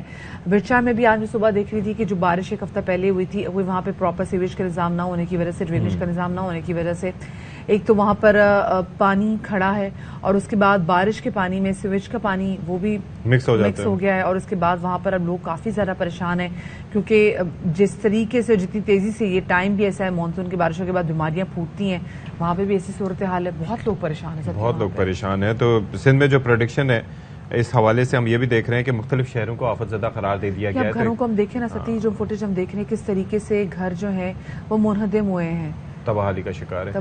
تو اسی پر ایک رپورٹ ہم نے تیار کی, آپ کو ذرا دکھاتے ہیں. صورتحال ہے وہ تو آپ نے دیکھی. اگر ہم ذرا کراچی کے حوالے سے بات کریں کیونکہ یہاں سے آپ کو آئیڈیا ہو جائے گا کہ کراچی کی کیا صورتحال ہے. اندرون سندھ میں تو انفراسٹرکچر بہت ہی ویک اور کہیں کہیں نہ ہونے کے برابر ہے, وہاں کی صورتحال آپ نے دیکھی. لیکن کراچی میں حالیہ بارشوں کی وجہ سے جو یہاں پہ پانی کھڑا رہا, اس سے ابھی جو پیپل بس سروس جس کا افتتاح کیا گیا تھا 2 مہینے بھی نہیں ہوئے سروس کو, وہ سروس سے معطل ہو گئی ہے جناب. تقریباً جو 90 بسز جو متعارف کرائی گئی تھیں ان میں سے تقریباً اگر ہم دیکھیں تو 20 جو ہے گزشتہ چند ہفتوں سے تو بس ٹپو پر ہی موجود ہیں. بالکل روٹ بھی معطل ہوا ہے جی. ایک تو روٹ بھی معطل ہو گیا ہے اور کس وجہ سے روٹ کو مختصر بھی کیا گیا ہے یہ واللہ عالم کہ کیا چکر ہے. سڑکوں کی حالت ایسی ہے کہ بسیں نہیں چل سکتی یا کیا اور کوئی چکر ہے. تو اس پر انور خان سے ہم کوشش کریں گے کہ بات کریں. ہے ہمارے ساتھ جی.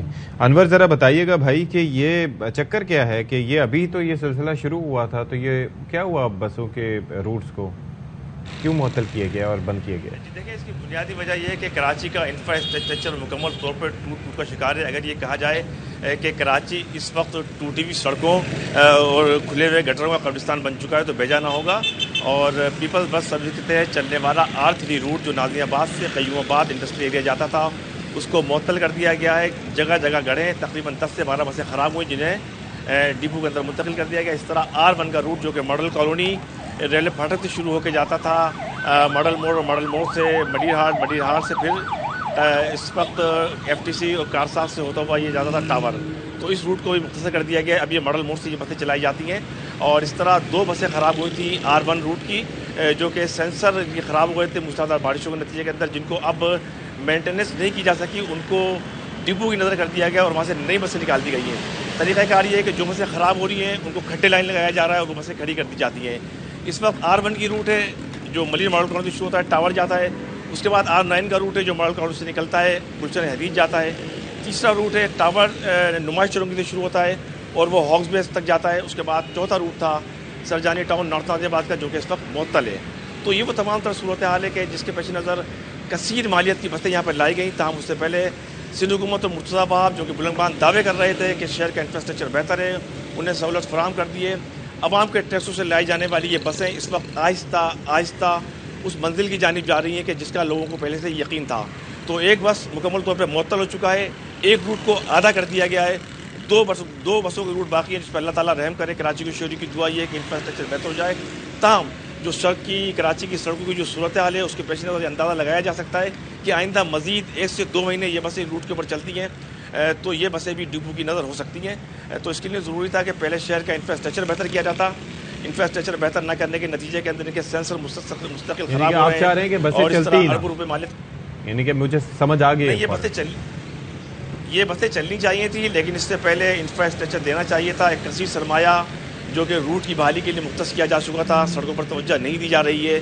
تو یہ وہ تمام تر صورتحال خوشانہ اقدام تھا, بہترین اقدام تھا, احسن اقدام تھا. لیکن سندھ حکومت ایسا لگتا ہے کہ اس کو پرواہ نہیں ہے ان بسوں کے آنے کے بعد. سندھ حکومت کے اچھے اقدام کو لوگوں نے سراہا تھا لیکن اب ان بسوں کے اندر جانوروں کی طرح لوگوں کو بھر دیا جاتا ہے اور اس کے ساتھ ساتھ ہتک آمیز رویہ بھی ہوتا ہے. ہفتے اتوار کے دن متعدد ڈرائیور جو غائب ہو جاتے ہیں, ڈیوٹی پر نہیں آتے. تو یہ تمام تر صورتحال ہو رہی ہیں. ایک اچھا اقدام آہستہ آہستہ حکومت کے اقدامات نظر انداز کیے جانے کے پیش نظر اس بات کا امکان ہے کہ یہ بسیں زیادہ دیر پر ثابت نہ ہو سکے. لیکن دعا یہ ہے اللہ تعالیٰ ان بسوں کو دیر پائی رکھے کراچی کے شہریوں کے لیے. جی صحیح, ٹھیک ہے, بہت شکریہ جی. انور خان ہمارے نمائندے ہمارے ساتھ موجود تھے. میرے خیال سے جتنے اچھے طریقے سے ہم لاہور میں دیکھتے ہیں نا کہ وہاں پہ میس ٹرانزٹ سسٹم کام کرتا ہے تو ہو سکتا ہے وہاں سے کچھ لوگ بلا کے یہاں لے آئیں. وہاں پہ شاید اس سے زیادہ اچھی بسیں ہیں, مطلب جو وہاں پہ بسیں چلتی ہیں, لیکن وہاں پہ ایسا نہیں دیکھا کہ جسے میم نام کا نہیں لے سکتی ہوں لیکن ڈیبو اس میں بھی آ جاتی ہیں جو بڑی زبردست طریقے سے سروسز وغیرہ ہے, بہت اچھے کام کرے مختلف روٹس میں. وہاں کی نہیں سنا کہ جی سنڈے کو وہاں کے ڈرائیور میں ریزن آپ کو بتاؤں کہ وہاں پر ایک سسٹم چونکہ چلا آ رہا ہے نا تو لوگ اس میں رچ بس گئے ہیں. مثال کے طور پر لوگوں کو پتا ہے کہ قانون کی پابندی کیا ہوتی ہے, وقت پر دفاتر میں جانا کیا ہوتا ہے. آپ یہ دیکھیے کہ سندھ میں آپ نے اوور آل تمام نظام کا حال دیکھا ہے. گوسٹ اسکولز ہیں, 10,000 اسکول ایسے تھے کہ جہاں پر عملہ نہیں پہنچتا تھا, جو تعلیم دینے کے قابل نہیں ہے. سڑکوں پر جا کے دیکھ لیں تو وہاں پر ٹریفک پولیس کا حال دیکھ لیں اور یہاں پر ٹریفک پولیس کا حال دیکھ لیں. اسی طریقے سے جب ایک نئی سروس یہاں پر آ رہی ہے تو کسی کا کوئی انٹرسٹ نہیں. کرنا پڑے گا نا, لوگوں کا تو انٹرسٹ ہے نا اس میں, ٹھیک ہے. اور مجھے سمجھ میں نہیں آ رہا ہے یہ جو ڈرائیور جو یہاں پہ کام کرتے ہیں کیا یہ مفت کام کرتے ہیں؟ نہیں کام کرتے ہیں, ان کو تنخواہیں ملتی ہیں.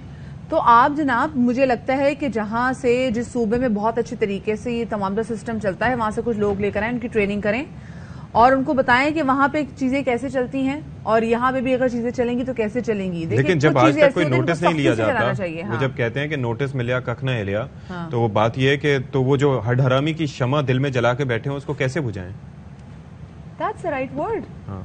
تھینک یو سو مچ ستی, آپ نے تمہاری بہت ساری مشکلات آسان کر دی. بیسکلی مسئلہ تو یہی ہے, لیکن سختی سے کام کرنا ہوگا, لوگوں کو آسانیاں دینے کے لیے ہمارے انفراسٹرکچر میں چیزیں ایڈ کرنی ہوں گی. نظارہ بھی ذرا آپ کو دکھاتے ہیں. ویسے انفراسٹرکچر کتنا اچھا لفظ ہوتا ہے, لیکن بات یہ ہے کہ وہ چپ کھڑبے جو یہ دیکھیں جناب, یہ ٹینکر جو ہے یہ الٹا نہیں ہے میرے بھائیوں اور میری بہنوں, یہ دھس گیا ہے روڈ کے اندر. اتنا زبردست جو ہے وہ مٹیریل انہوں نے استعمال کیا تھا. اچھا یہ بیسیکلی نیپا چورنگی کے پاس جو سڑک ہے نا وہ یہ بڑی روڈ ہے, یہ چھوٹی روڈ نہیں ہے. اگر کسی گلی محلے میں دھسا ہوتا تو ہم کہتے کہ یار دیکھو سستا مٹیریل ڈال کے. یہ وہ سڑکیں ہیں جس کے اندر سے ہیوی ٹریفک گزرتی ہے, اور ظاہر ہے کہ ہر سڑک کا ایک ویٹ ہوتا ہے. یہ ٹینکرز ہر سڑک سے تواتر سے نہیں گزر سکتے, سڑکیں بنائی جاتی ہیں اسی حوالے سے. لیکن آپ دیکھیں کہ کتنی کمال مہارت ہے ایک سائڈ سے, وہ مطلب سوچا ہوگا کہ ویلی کرتا ہوا یہاں سے جاؤں. This is horrifying, literally horrifying. مطلب یہ اس سے لوگوں کی جان بھی جا سکتی, جو سڑک ہے کوئی بہت بڑا حادثہ, مطلب اس سے بڑا کیا حادثہ. ذرا سوچئے کہ یہ تو اللہ کا کرم ہے, اللہ کا کرم ہے کہ آپ یہ دیکھیں کہ یہاں پر سنک ہولز نہیں ہوتے. آپ سوچیں گے یہاں پر سنک ہولز ہوتے ہیں, یہاں کی اس طرح کا زمین ہوتی تو ہم تو آدھے سے زیادہ دھس چکے ہوتے, کچھ سنک ہولز کی وجہ سے, کچھ ایسے چکر کی وجہ سے. یہ تو پراپر دیکھنا چاہیے نا کہ بہت ساری ہمارے یہاں ہوتی ہے کہ جو ایک چلو پکی ایک سڑک بن گئی ہے تو بس آپ نے اس کو موڑ کے دیکھنا نہیں ہے. بہت مینٹیننس کی ضرورت ہوتی ہے. اس کے نیچے اتنے مطلب کیسا گڑھا بن گیا. ایگزیکٹلی وہ دیکھنا, کیونکہ دیکھیں بہت ساری برسات کی وجہ سے جب نیچے کی ہم دیکھیں سڑک کے نیچے کی زمین نیچے بیٹھ جاتی ہے, مٹی نیچے بیٹھ جاتی ہے, تو there has to be a system جو کہ دیکھ سکے. لیکن یہ بہت خوفناک تھا, کوئی بڑا حادثہ بھی پیش آ سکتا تھا, کوئی جانی نقصان بھی ہو سکتا تھا. لیکن کتنے بڑے ٹینکر کو جب نیو دیکھ رہے ہیں تو مجھے تو یہ سمجھ میں نہیں آ رہی کہ جب یہی ٹینکر جب فلائی اوور وغیرہ سے گزرتے ہوں گے تو خیر کیا ہوتا ہوگا. لیکن اچھا جی, اب ذرا ہم ایک اور مقدمہ آپ کے سامنے پیش کرنے جا رہے ہیں عوام کی عدالت میں, اور وہ ہے شہر قائد کراچی کا. اور آپ کو یاد ہے کہ آج سے 2-3 سال پہلے کافی ہم آواز اٹھا رہے تھے, 2019-2020 میں اور 21 میں بھی شاید اٹھائی ہوگی, کہ کچرا شہر قائد میں بہت ہے. تو اس وقت ہوتا یہ تھا کہ برسات ہوتی تھی تو سارے, کیونکہ اور کچھ تھا نہیں سیاسی میدان میں کرنے کو, تو ہم سارے میڈیا ورکرز چلے جاتے تھے. کوئی نالوں کے کنارے جا کے رپورٹنگ کر رہا ہے, کوئی کہیں کر رہا ہے کہ جی کچرا کس قدر ہے جس کی وجہ سے نالے ہمارے کلاگ ہو جاتے ہیں. اچھا اس میں پلاسٹک کی تھیلی, ہم روز شو میں آپ لوگ مجھ سے تنگ آ جاتے ہیں. میں اکثر بات کرتی پلاسٹک کی تھیلیاں ہم, اور بہت سارے لوگ کہتے ہیں روز پلاسٹک کی تھیلیوں کو ذکر کیوں کر دیتے ہیں. اور یہ وہ پلاسٹک کی تھیلیاں جو کہ ارب ہا سال تک موجود رہ سکتی ہیں اور ڈی کمپوز نہیں ہوتی. وہ کہتے ہیں نا یہ ہے جن کے بنا رہا ہے کہ ہم نہ ہو ہمارے بعد, یہی پلاسٹک کی تھیلیاں رہیں گی جناب, اور یہ آپ کے سلسلے میں موجود رہیں گے. آپ اس کو جلا دیں جو مرضی. یعنی جب یہ نعرہ بنا ہوگا تو کسی نے سوچا ہوگا کہ کچرے کی تھیلیوں سے اس کو تشویش. مطلب تو بات یہ ہے کہ آپ یہ دیکھیں آج کل بایو ڈیگریڈیبل, بایو ڈیکمپوزیبل اس طرح کی پلاسٹک کی تھیلیاں آ رہی ہیں جو کہ یوز کی جا سکتی ہیں. اس سے آپ, اور دوسرا میں بار بار آج سے عرض کرتا ہوں کہ پرانا کلچر واپس لے کے آئیں. آپ دودھ لینے کے لیے مارکیٹ میں اگر جاتے ہیں تو آپ گھر سے برتن لے جائیں. پہلے لاہور میں ایک چیز مجھے بڑی زبردست لگتی ہے کہ صبح ناشتے کا وقت ہوتا ہے تو کسی نے منہ دھویا ہوتا ہے, نہیں دھویا ہوتا, اگر جا کے مزنگ میں یا کسی بھی علاقے میں جا کے اگر وہ کھڑے ہوتے ہیں وہاں پر نان چنے لینے کے لیے کچھ تو گھر سے برتن لے کے جاتے ہیں. اچھا سبزی لینے کے لیے اگر آپ نکلیں تو آپ کے پاس اپنی تھیلیاں ہونی چاہیے, کپڑے کی تھیلیاں, ٹوکریاں ہونی چاہیے. ہم نے اس پہ بڑے مفصل شوز بھی کیے کس طریقے سے آپ کلائمیٹ چینج میں, اور پیپر سٹراز آ چکی ہیں, پیپر کپس آ چکے ہیں, بہت سے لوگ پانی کی بوٹلز آپ اپنی لے کے جائیں. بڑی ہوتا ہے کہ یہ ٹیشوز کا ہم بے دریغ استعمال کرتے ہیں, اس کو رومال سے آپ ریپلیس کر لیں. 100 چیزیں ہیں جو کہ ہو سکتی ہیں اگر آپ کے اندر ول ہو. یہ پلاسٹک کی تھیلیاں ابھی جب ہم دیکھتے ہیں نا کہ نالوں میں جب تغیانی آتی ہے, اب راول پنڈی والے دیکھ لیں, وہ نالا لے کے جب صفائی کے والے سے جو ساتھ میں بات کر رہے تھے, کیسی لیئر در لیئر, جی سائڈ میں لیئر در لیئر کیک ہے, اس کی فیلنگ ہے. ابھی اب لیاری ندی دیکھ لیں, ٹھیک ہے, اس کے بھی سائڈ پہ آپ کہیں گے کہ بھائی کیا ہے, رنگ برنگی تھیلیاں موجود ہیں. وہ نہر خیام جس میں ایک وقت میں ہمیں کہا گیا تھا جی کہ اس نہر خیام میں کشتیاں چلیں گی, وہ میرے خیال سے پلاسٹک کی تھیلیوں کی کشتیوں کے والے سے بات. ایک سیکنڈ کیا میں آپ کو ایک خبر دینے والا ہوں, بڑی زبردست ہے. کمشنر کراچی اقبال میمن صاحب نے پلاسٹک کی تھیلیوں کی فروخت اور ان کی تیاری پر 2 مہینے کے لیے پابندی لگا دی ہے, اور تمام ڈپٹی کمشنرز اور اسسٹنٹ کمشنرز کو اس حوالے سے اب آگے کیا ہوگا میں آپ کو بتا دوں. نہیں وہی ہوگا, یہ تمام تر مزدور نکلیں گے کہ جی ہمیں بتائیں کہ جی ہماری آپ نوکریاں چھین, آپ عجیب باتیں کر رہی ہیں, آپ عجیب بات کر رہی ہیں. کیا مطلب؟ مجھے ایک بات بتائیں کہ ابھی میں ریٹ لسٹ کھولوں کمشنر کراچی صاحب کی جانب سے جو جاری کی جاتی ہے گوشت پہ, چکن پہ, ادھر ادھر, یعنی کہ ریٹ اس کے اندر ہوتا ہے کوئی 400 روپے کا اور بکتا ہے 800-1200 روپے کا. تو جو احکامات ان کے دودھ کی فروخت کے متعلق مانے جاتے ہیں, جو احکامات ان کے چکن یا سبزیوں کی فروخت سے متعلق مانے جاتے ہیں, ویسے ہی تھیلیوں سے متعلق مانے جائیں گے. تو اسی پر ذرا بات کر لیتے ہیں without wasting any further time. ہمارے ساتھ موجود ہیں ڈاکٹر پرویز عامر صاحب, اور ہمارے ساتھ اس وقت براہ راست موجود ہیں. بہت شکریہ ڈاکٹر صاحب. ایک تو آپ کی شرٹ ماشاءاللہ بڑی وائبرنٹ ہے, بڑی زبردست ہے, تو سب سے پہلے تو ہم یہ مینشن کرنا چاہیں گے. دوسرا یہ کہ بتائیں کہ بھائی یہ اتنے نقصانات ہو رہے ہیں, آپ میں ہر کوئی آواز اس پہ بلند کر رہا ہے, اویئرنیس کریٹ کرنے کی کوشش کر رہے ہیں, لیکن یہ استعمال رک نہیں پا رہا. کیا کیا جا سکتا ہے اس سے متعلق؟ اس استعمال نے رکنا بھی نہیں جی. یہ کمشنر صاحب کے فیصلوں کے ساتھ ہی نہیں کوئی بھی فرق پڑتا ہے. یہ پہلے اسلام آباد میں جو منسٹری آف کلائمیٹ چینج ہے نا, وہ جو پچھلی گورنمنٹ تھی, اس نے بڑا 4-5 مہینے جو ہے نا جمعہ بازار میں ہر جگہ بہت بڑی کمپین اس کے اوپر چلائی. وہ 3 مہینے کے بعد وہ بھی ٹھوس ہوگی. اس کو کہتے ہیں ایکچولی یہ کنوینئنس, جیسے نا کنوینئنس بہت زیادہ ہے اس کے اندر جو ہے نا. جدھر بھی آپ جائیں 1 منٹ میں آپ نے نکالا, اس کو کیری کرنا بھی جو ہے نا 1000 بیگ آپ نے لیا, تو وہ کنوینئنس کی ایک ریزن ہے. اور یہ پاکستان کا صرف نہیں ہے, ورلڈ وائڈ ہی اس طرح کا مسئلہ ہے. لیکن جیسے آپ نے مینشن کیا کہ جی اصل چیز ہے کلچرل. وہ پہلے جو ہے نا ایک رومال ہر بندے کے پاس ہوتا تھا, اور گوشت جو ہے نا ہم رومال میں لیتے تھے یا پان کے وہ پتے کے اندر گوشت لیتے تھے.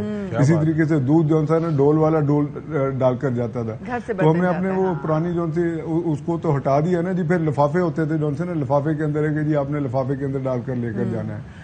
تو اس کا میں یہی سمجھتا ہوں کہ یہ ایک انتہائی سیریس قسم کا میٹر ہے. جیسے آپ کہہ رہے ہیں کہ 500 سے 1000 سال تک یہ جو ہے نا یہ جو نان ڈیگریڈیبل مٹیریلز ہیں یہ کہیں بھی نہیں جاتے, اور ان کے اثرات جو ان سے بہت دور رس ہیں. تو اس سے یہ حل نہیں ہوگا. یہ جو ہے نا آپ پولیسنگ سے حل نہیں کر سکتے. اتنا لیول کراچی جتنا بڑا شہر ہے, آپ گاؤں میں آپ پولیسنگ سے حل نہیں کر سکتے. سپلائی کو آپ کم کریں گے, کیا کریں گے لوگ, اس کی قیمت تھوڑی سی بڑھ جائے گی, قیمت بڑھے گی, پھر اس کی وہ پرائس جو سی نا کاسٹ انفلیشن جو سی وہ لوگ سبزی کے اندر ڈالیں گے یا گوشت کے اندر ڈالیں گے, اس کے اوپر اس کو بڑھا کر بڑھیں گے. تو اس کے لیے جو سدباب ہے نا جی, وہ 2-3 طرح کا ہے. پہلی چیز تو یہ کہ اس کو ریئلائز کر لیں کہ آپ کا جو کراچی کی فلڈنگ ہے نا, اس میں اس کا مین جو سا کمپوننٹ ہے یہ آج بند کرنے سے کچھ نہیں ہوگا. مین کمپوننٹ یہ, اس کو آپ اگر اپنی اس کو ٹھیک کر لیتے ہیں جو سی ڈرینیج کو ہے, آپ کی مین ایشو پانی کا نہیں ہے, مین ایشو ڈرینیج کا ہے. اور تو لوگوں کو یہ سمجھ میں نہیں آتا جو نالے یہاں پہ بہرے ہوتے ہیں, اس کا مطلب یہ نہیں کہ وہ کچرا کنڈی ہے. لوگوں کا یہ پرسپشن ہے کہ جی جہاں پہ نالا لو جی تمام تو چیزیں وہیں پہ پھینک دے, چاہے وہ نالا ہو چاہے وہ سمندر ہو. کوئی بھی چیز آپ کو لگ رہی ہو کہ جی بہت زیادہ کچرا نہیں سنبھالا جا رہا, آپ جا کے سمندر میں پھینک دیتے ہیں. اور جیسے بھی آپ نے بات کی نا کہ یہ جو فلڈنگ کا بہت بڑا ایشو ہے, یہ اس کی ایک بڑی وجہ یہ پلاسٹک کی تھیلیاں بھی ہیں, کیونکہ جب یہاں پر نالے بلاک ہو جاتے ہیں تو آف کورس برساتی نالے جب بلاک ہوں گے تو جو برسات کا پانی ہوگا اس کو اپنے لیے راستہ تو بنانا ہے. پھر تو اس کو جو جگہ ملے گی اپنا راستہ بنائے گی. تو ایک بڑا اس کا ہے, ایک بہت بڑا اس کا کیا کہہ سکتے ہیں اس کا کردار ہے. اور یہ ہم روز بات کرتے ہیں, لیکن پھر بھی ڈاکٹر صاحب لوگوں کو سمجھ میں نہیں آتی کہ پلاسٹک کی تھیلیاں, چلے ٹھیک ہے میں کہتی ہوں باقی سارے اس کے جو ہم کہتے ہیں کہ نقصانات ایک سائڈ پہ, جو صحت پہ ہمارے نقصان ہو رہے ہیں وہ علیحدہ ہیں. لوگ پھر بھی نہیں سمجھ رہے کیوں, کیا مسئلہ ہے؟ صحت کا یہ زیادہ جانتے بھی نہیں جی. بسفینولز اس میں سے آتی ہیں جو سے نا, یہ جو آپ کے کینسرز آ رہے ہیں, جو سے آپ کی لوگوں میں بچے کم پیدا ہوتے ہیں, یہ فنڈامنٹل فرٹیلٹی کا مین ایشو اس کے ساتھ ریلیٹڈ ہے. تو اگر یہ 3-4 چیزیں کارسینوجنز ہیں, پھر یہ ڈائبٹیز کو اندر بھی کنٹریبیوٹ کر رہا ہے, تو اس کی کافی ساری اسٹڈیز ہیں اس کے اوپر.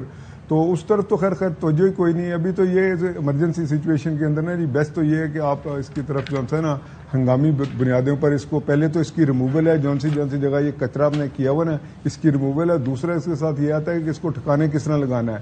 اس کے لیے پلانٹس موجود ہیں. وہ پلانٹ جون سا ہے تقریباً 70-80 لاکھ کی انویسٹمنٹ ہے. چھوٹا جون سا 600-700 kg والا ہے, وہ اس کو کہتے ہیں تقریباً 20 لاکھ کے اندر بن جاتا ہے. تو اس طرح کے جون سے نا ہر کمیونٹی کے اندر آپ وہ پلانٹس لگا لیں اور اس کو ایک اکنامک گڈ کے طور پر لیں, بجائے اس کو کہہ رہے ہیں جی کچرا ہمارے لیے نقصان دہ. وہ چینی آ کر وہ کہتے ہیں جی ہمیں یہ سارا دے دیں, ہم اس کو اپنا شپ میں ڈال کر اپنے ملک لے جاتے ہیں. تو اس کو ایک اکنامک یوز کے اندر آپ لے کر آئیں, تب اس کا جون سا نا سدباب ہو سکتا. نہیں تو یہ تو جون سی صورت اب ترین ہوتی جائے گی. یہ تو بڑا المیہ ہے. تو ایک تو یہ چیز ہے. دوسرا حکومتی سطح پر پلان آپ کو کوئی نظر آ رہا ہے اس حوالے سے؟ ظاہر ہے کہ ابھی تو فوکس ہی کچھ اور ہے, حکومت کا فوکس ہے نہیں, عوام کو سمجھ آنی نہیں ہے. تو حکومت کا فوکس ہے حکومت میں رہنا, اپوزیشن کا فوکس بھی ہے کسی طریقے سے حکومت میں آنا. اور باقی جو ملک میں فلڈ کی سچویشن ہے نا اس پہ ہم دیکھ ہی نہیں رہے کہ مطلب اوور آل ہی مسائل ہیں, اس کے اندر اس پہ توجہ کون دے. تو کوئی لانگ ٹرم یا کوئی شارٹ ٹرم پلان آپ کے نظر کوئی بھی نہیں, نہ لانگ ٹرم ہے کوئی نہ لانگ ٹرم ہے, نہ یہ ویسٹ ڈسپوزل جو ہے نا. آپ کسی گاؤں میں جا کر دیکھ لیں پاکستان کی حالت کیا ہے, شہر کو تو ایک منٹ چھوڑ لینا, ادھر بھی یہی حال ہے. تمام گلیاں جو پکی گلیاں بھی کرتے ہیں نا وہ بھی اسی طریقے سے کلاک پڑی ہوئی ہیں. ہمارا ویسٹ ڈسپوزل کا ایک کانسیپٹ ہی نہیں ہے, ایز اے سوسائٹی کانسیپٹ نہیں نا. اس کے لیے تو ہم کہتے ہیں کہ جی باہر سے ترکی سے منگواؤ یا اس کو لاؤ کہ ہمارا گند بھی جو ہے باہر والے لوگ آ کر صاف کریں. تو اس کے لیے مربوط جو سی پلاننگ کے علاوہ یہ میونسپیلٹی کا ایشو ہے, یہ ایک نیشنل پالیسی کا نہیں, یہ میونسپیلٹی کا ہے. اس کے اوپر ٹیکس لگایا. پہلے ہوتا تھا نا جی 100 روپیہ وہ اس کو آپ دیتے تھے کہ جی وہ کچرا اکٹھا کرے گا, وہ ریڈی کے اوپر لے کر, وہ ریڑیاں بھی ختم ہو گئی ہوئی ہیں.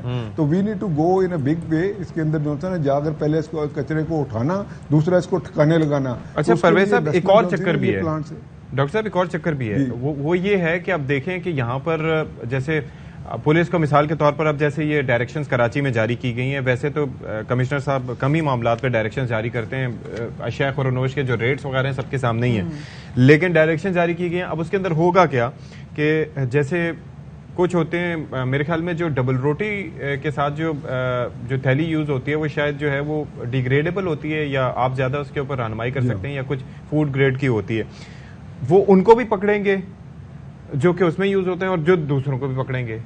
تو وہ گیہوں کے ساتھ گند بھی جو ہے وہ پستا ہے ساتھ میں. کوئی اس کے لیے کوئی ایک متوازی کوئی فارمولا نہیں ہے کہ جس کو امپلیمنٹ کریں.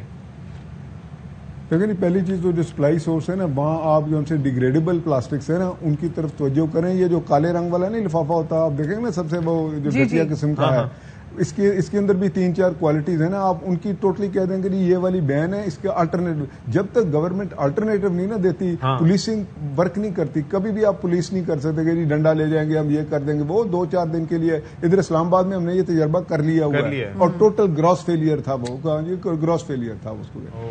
چلیں جی اللہ کرے ڈاکٹر صاحب کچھ ہو سکے اس حوالے سے. ہم تو اسپیسیفکلی کیمپینز ہی دیکھتے ہیں اسکولز کی جانب سے, کالجز کی جانب سے, یونیورسٹیز کی جانب سے. جب کوئی اہم دن ہوتا ہے تو ہم دیکھتے ہیں کہ پھر ان کو لے کے چلتے ہیں, چاہے وہ مارگلا کی پہاڑیوں, چاہے وہ کراچی میں ساحل سمندر ہو, وہاں پہ لے کے جاتے ہیں اور بچوں کو وہاں پہ سکھایا جاتا ہے کہ بھائی کس طریقے سے ہم نے اپنا شہر صاف کرنا. ہو سکتا ہے بچے اس سے کچھ سیکھیں. اور میرے خیال سے بڑا یہاں پہ بھی وہ کہتے ہیں نا کہ رولز سخت ہونے کی ضرورت ہے. یہی لوگ جب 2-2.5 گھنٹے کی فلائٹ لے کے دبئی جاتے ہیں, بندے کے پتر بن کے رہتے ہیں وہاں پہ, نہ آپ وہاں پہ پان کی پیک دیکھیں گے, ٹھیک ہے, نہ آپ کوئی جیسی آپ چیز نہیں دیکھیں گے, بندے کا پتر بن کے رہتے ہیں. ان کو پتا ہے یہاں پہ فائن ہوگا اور ٹھیک ٹھاک فائن ہوگا. یہاں پہ بھی فائن کریں, ٹھیک ٹھاک فائن کریں. لٹر کرنے پہ بھی, کیونکہ میں اکثر دیکھ رہی ہوتی ستی بڑی بڑی لینڈ کروزر میں سے شیشہ نیچے ہوگا اور کچھ چیز باہر پھینک دی جائے گی. بھائی اس کو تعلیم نے تو کچھ بھی نہیں بگاڑا, ان کا کچھ بھی نہیں بگاڑا. تو میرے خیال سے تعلیم نہیں بگاڑے گی, لیکن جو چیز سدھارے گی نا وہ ہے فائن اور لٹر کے لیے ہم نے لٹر کا جو سدبھاو ہے وہ لیٹر کے تھرو ہوگا.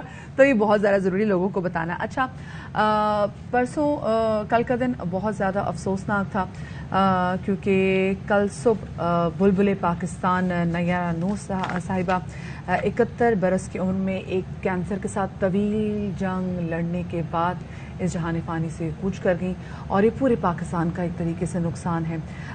کیا خوبصورت آواز تھی. ہم بہت سارے ملی نغمے جو ہم سنتے ہیں جو ہمارے اندر ایک جوش اور ولولہ پیدا کرتا ہے وہ نیرہ نور صاحبہ کے ہی گانے جیسے کہ وطن یہ تھی تو گانے. لیکن جو ملی نغموں کی ہم بات کریں کہ جس میں کہ وطن کی مٹی گواہ رہنا ہمارا پرچم یہ پیارا پرچم.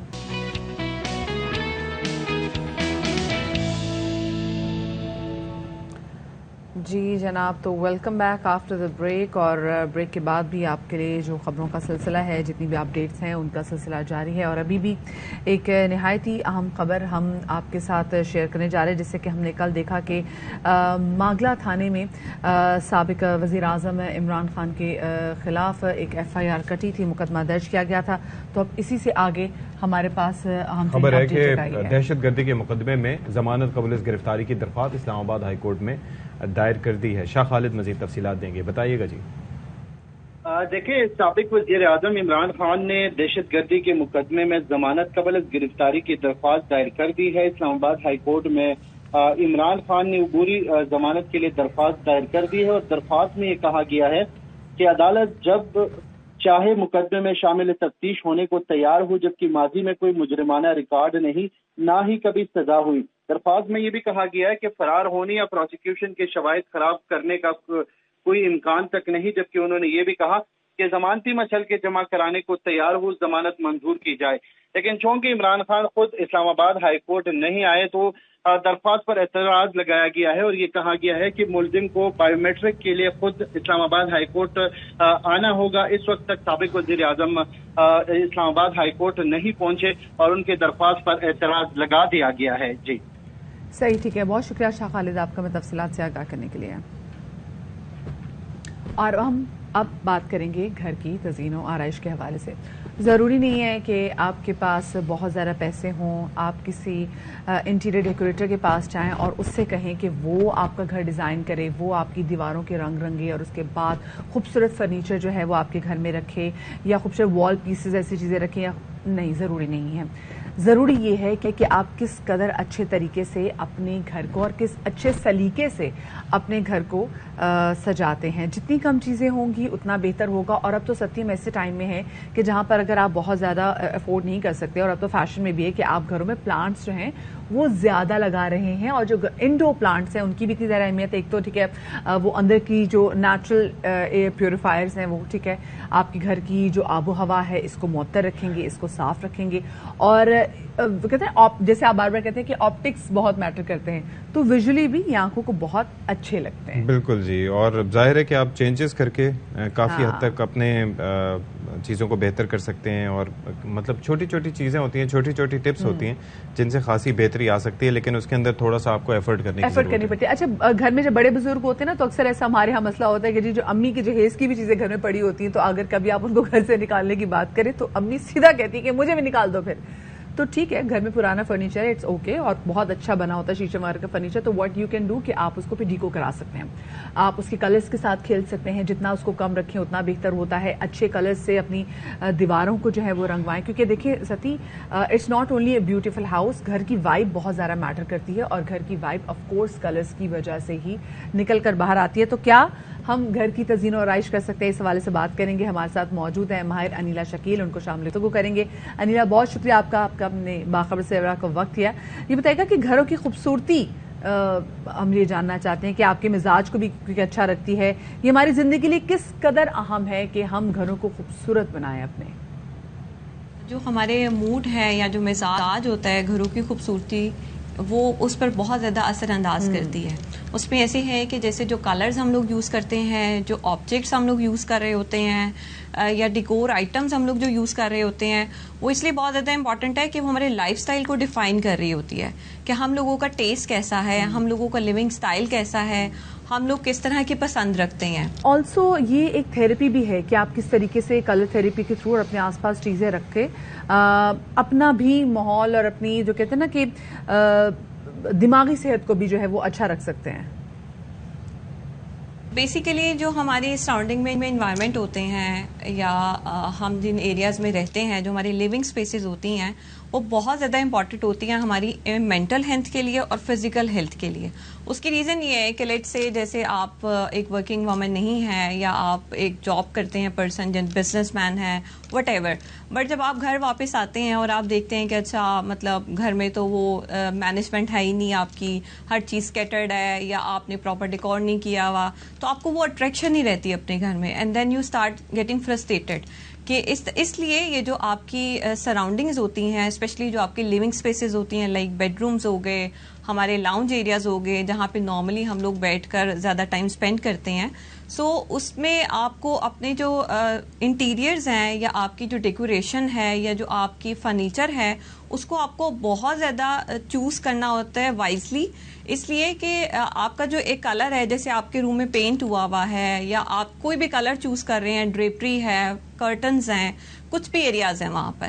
کچن ایریا آ جاتا ہے، کچن میں نارملی فیمیلز کا بہت زیادہ ٹائم اسپینڈ ہوتا ہے، سو وہاں پہ لائک کلرز کی میں کہوں گی کہ ایک سائنس ہوتی ہے پوری. جیسے ہم کچنز میں یا ہم ریسٹورینٹس میں جاتے ہیں تو ہم دیکھتے ہیں کہ وہاں پر نارملی ریڈ، اورنج، اس طرح کے کلرز یوز کیے ہوتے ہیں. اس کی ریزن کیا ہوتی ہے؟ اس کی ریزن یہی ہوتی ہے کہ وہ ٹیمپٹنگ ہوتے ہیں آپ کو، لائک وہ ایپیٹائزر ہوتے ہیں وہ سارے.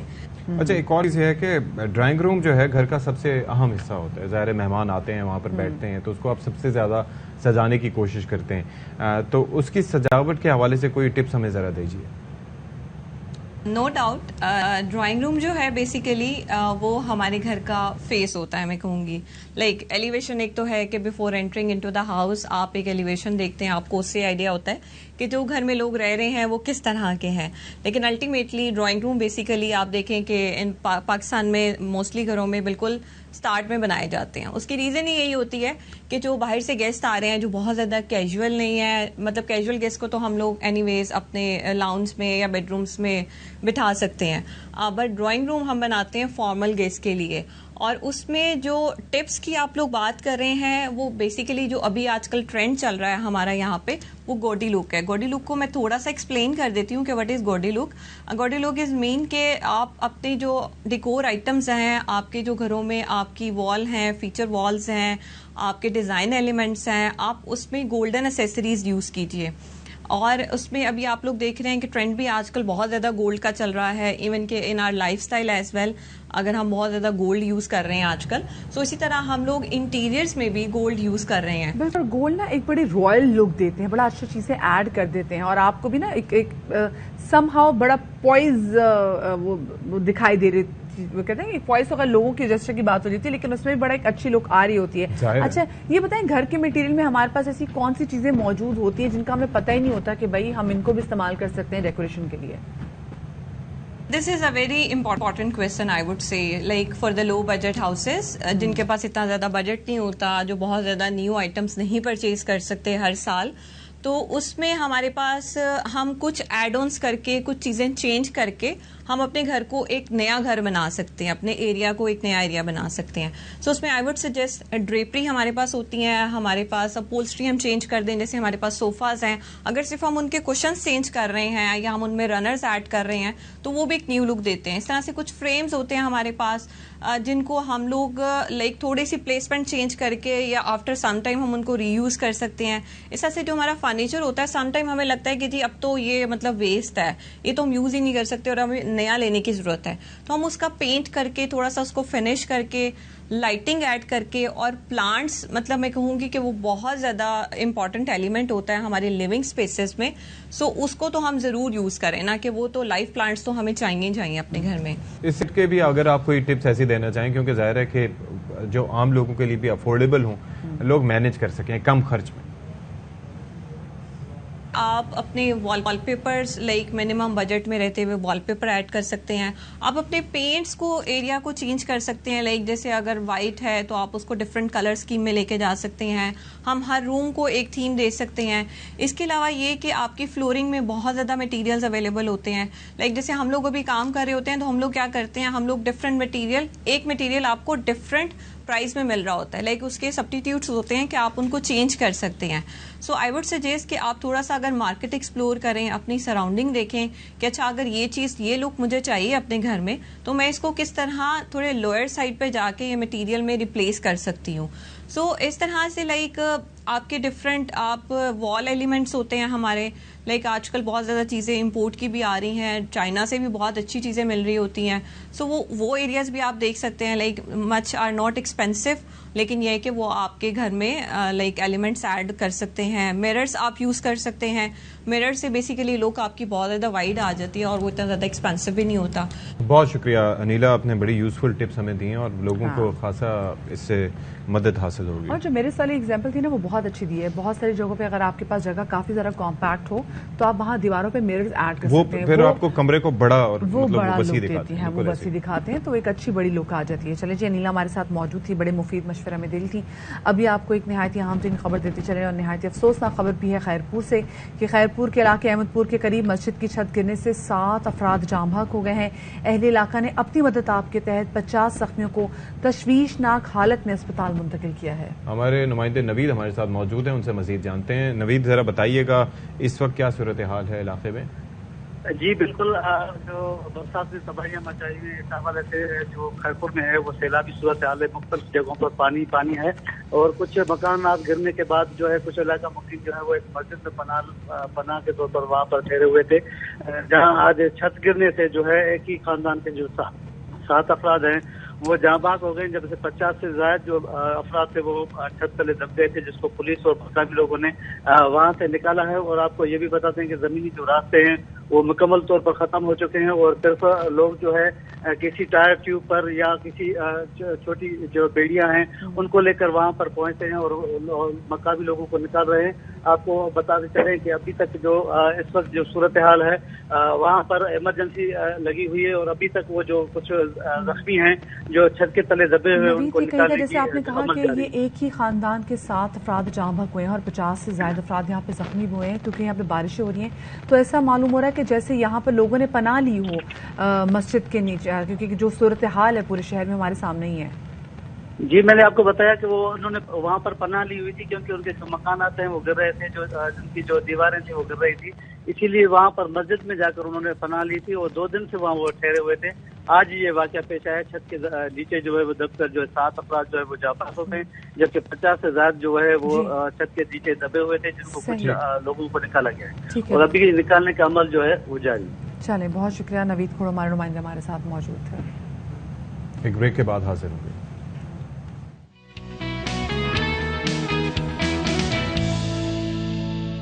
जी जनाब, तो welcome back after the break. और ब्रेक के बाद हम आपकी मुलाकात करवाने जा रहे हैं एक ऐसे रिक्शा ड्राइवर से जो कि रिक्शा ड्राइवर तो कम लेकिन सिंगर वो ज्यादा हैं. और जब उनके पास सवारियां बैठती थीं तो वो उनको ऐसे ऐसे गाने सजाद अली साहब और नुसरत फतेह खान के साथ सुनाते थे कि सवारियां उल्टा कहती थी कि भैया हमें लगता है आपको कॉन्सर्ट के पैसे भी देने पड़ेंगे. इतना अच्छा एक और चक्कर होता था ना कि भाई नॉर्मली तो आपको ये नहीं मिलता. नॉर्मली रिक्शों में लगे होते हैं सिस्टम, साउंड सिस्टम, जिससे ना सिर्फ ये सवारियां उनके कान मजरू होते हैं बल्कि पूरे जहां से गुजरते हैं तो वहां से वो परेशान होते हैं लोग. लेकिन ये अपनी आवाज का जादू जगाते हैं. तो स्टूडियोज में हमारे साथ मौजूद हैं हाशिर बलोच. हाशिर, बहुत शुक्रिया आपने हमारे लिए वक्त निकाला भाई, टाइम निकाल के आपने ऊपर आए. ये बताएं कि भाई ये दूसरे रिक्शे भी आप देखते होंगे, छमक छल्लो बिल्कुल बने होते हैं रिक्शे और इतने बड़े बड़े साउंड सिस्टम जिसमें से टैं टैं टैं की आवाजें, तरह तरह का म्यूजिक. लेकिन आपने कैसे सोचा कि यार मुझे कुछ डिफरेंट करना चाहिए और अल्लाह ताला ने इतनी खूबसूरत आपको आवाज भी दी? जी, सबसे पहले तो मैं शुक्रिया अदा करना चाहूँगा ARY न्यूज़ का कि उन्होंने मुझे बुलाया और आप सबका भी. तो सिंगिंग ऐसी चीज़ है, इसका शौक जो है ना बचपन से हो जाता है, जो भी करता है ना. तो मुझे भी ज़ाहिर सी बात है बचपन से ही शौक है और जुनून है इस चीज़ का. लेकिन ऑटो ड्राइवर तो मैं करता हूँ पार्ट टाइम में और इसके अलावा ग्राफिक डिजाइनर हूँ, तो वो जॉब मैं करता हूँ. तो मैं आपसे पूछ रही थी कि आपकी गुफ्तार से ऐसे मालूम हो रहा था कि आपने अच्छी तालीम हासिल की हुई, तो आपने क्या पढ़ा हुआ है? मैं इंटरमीडिएट हूँ, आगे पढ़ रहा हूँ. जबरदस्त, अच्छी बात है, पढ़ाई कंटिन्यू करेंगे आप. जबरदस्त जी. तो ये है कि जो भी बंदा गाना गाता है ना تو اس کو یہ چاہیے کہ اس جگہ پر لگا رہے اپنی. اس کی جو پریکٹس ہوتی ہے وہی اور ریاضت ہوتی ہے اس کے علاوہ, تو ہر چیز اس کے ساتھ ساتھ سنگنگ اور امپروومنٹ آتی رہتی ہے اس کے اندر. کیا بات ہے. کہیں ہم دیکھتے ہیں کہ وہ سنگر سمجھتے ہیں ان کے پاس سب کچھ آگے تو وہ ریاضت تو چھوڑ دیتے ہیں, انفیکٹ سیکھتا بھی نہیں ہے, لیکن یہ بچپن سے ان کو شوق ہے. اور تو یہ رکشے پہ بیٹھ کے مطلب ایسے اکیلے میں تو انسان گا لیتا ہے ہمارے جیسا نا, کیونکہ پتا ہوتا ہے کہ آواز کیسی ہے.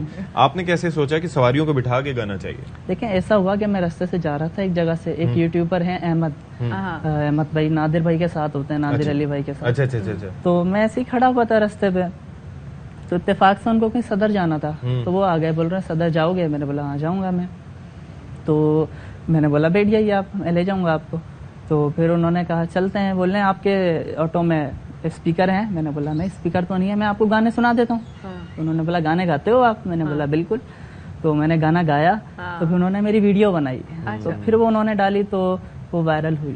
چلے آپ ذرا کچھ سنا بھی دیں, لوگوں کو بھی پتا چلے مطلب ایسے کہ مطلب خوبصورت ہوں اور اتنے زیادہ مطلب بہت اچھی, مطلب سلیکشن بھی, کلام کے بھی انتخاب بہت اچھا تھا.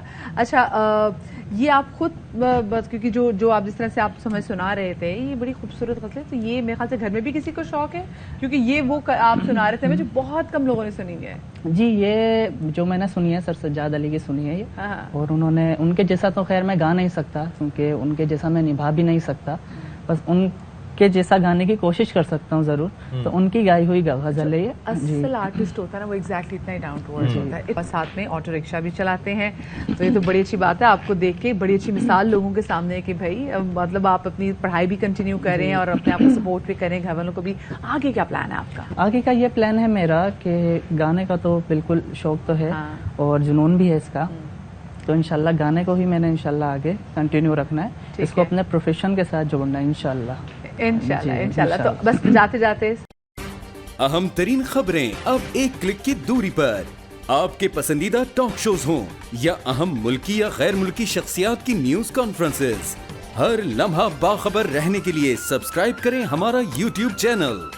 موسم کی صورتحال ہو یا کھیل کے میدان سے خبریں, اپنے موبائل فون سے ملکی اور بین الاقوامی اہم خبروں تک رسائی کے لیے ڈاؤن لوڈ کیجیے موبائل ایپ. باوثوق ذرائع سے مصدقہ خبروں, تجزیوں اور تبصروں سے مستفید ہونے کے لیے وزٹ کیجیے پاکستان کی سب سے بڑی نیوز ویب سائٹ www.arYnews.tv. ان سب کے علاوہ پاکستان کا سب سے بڑا فیس بک پیج ہو, سب سے بڑا نیوز انسٹاگرام اکاؤنٹ یا پھر ٹویٹر, ARY نیوز پہنچا رہا ہے خبریں سب سے پہلے آپ تک, تاکہ آپ رہیں ہر لمحہ باخبر.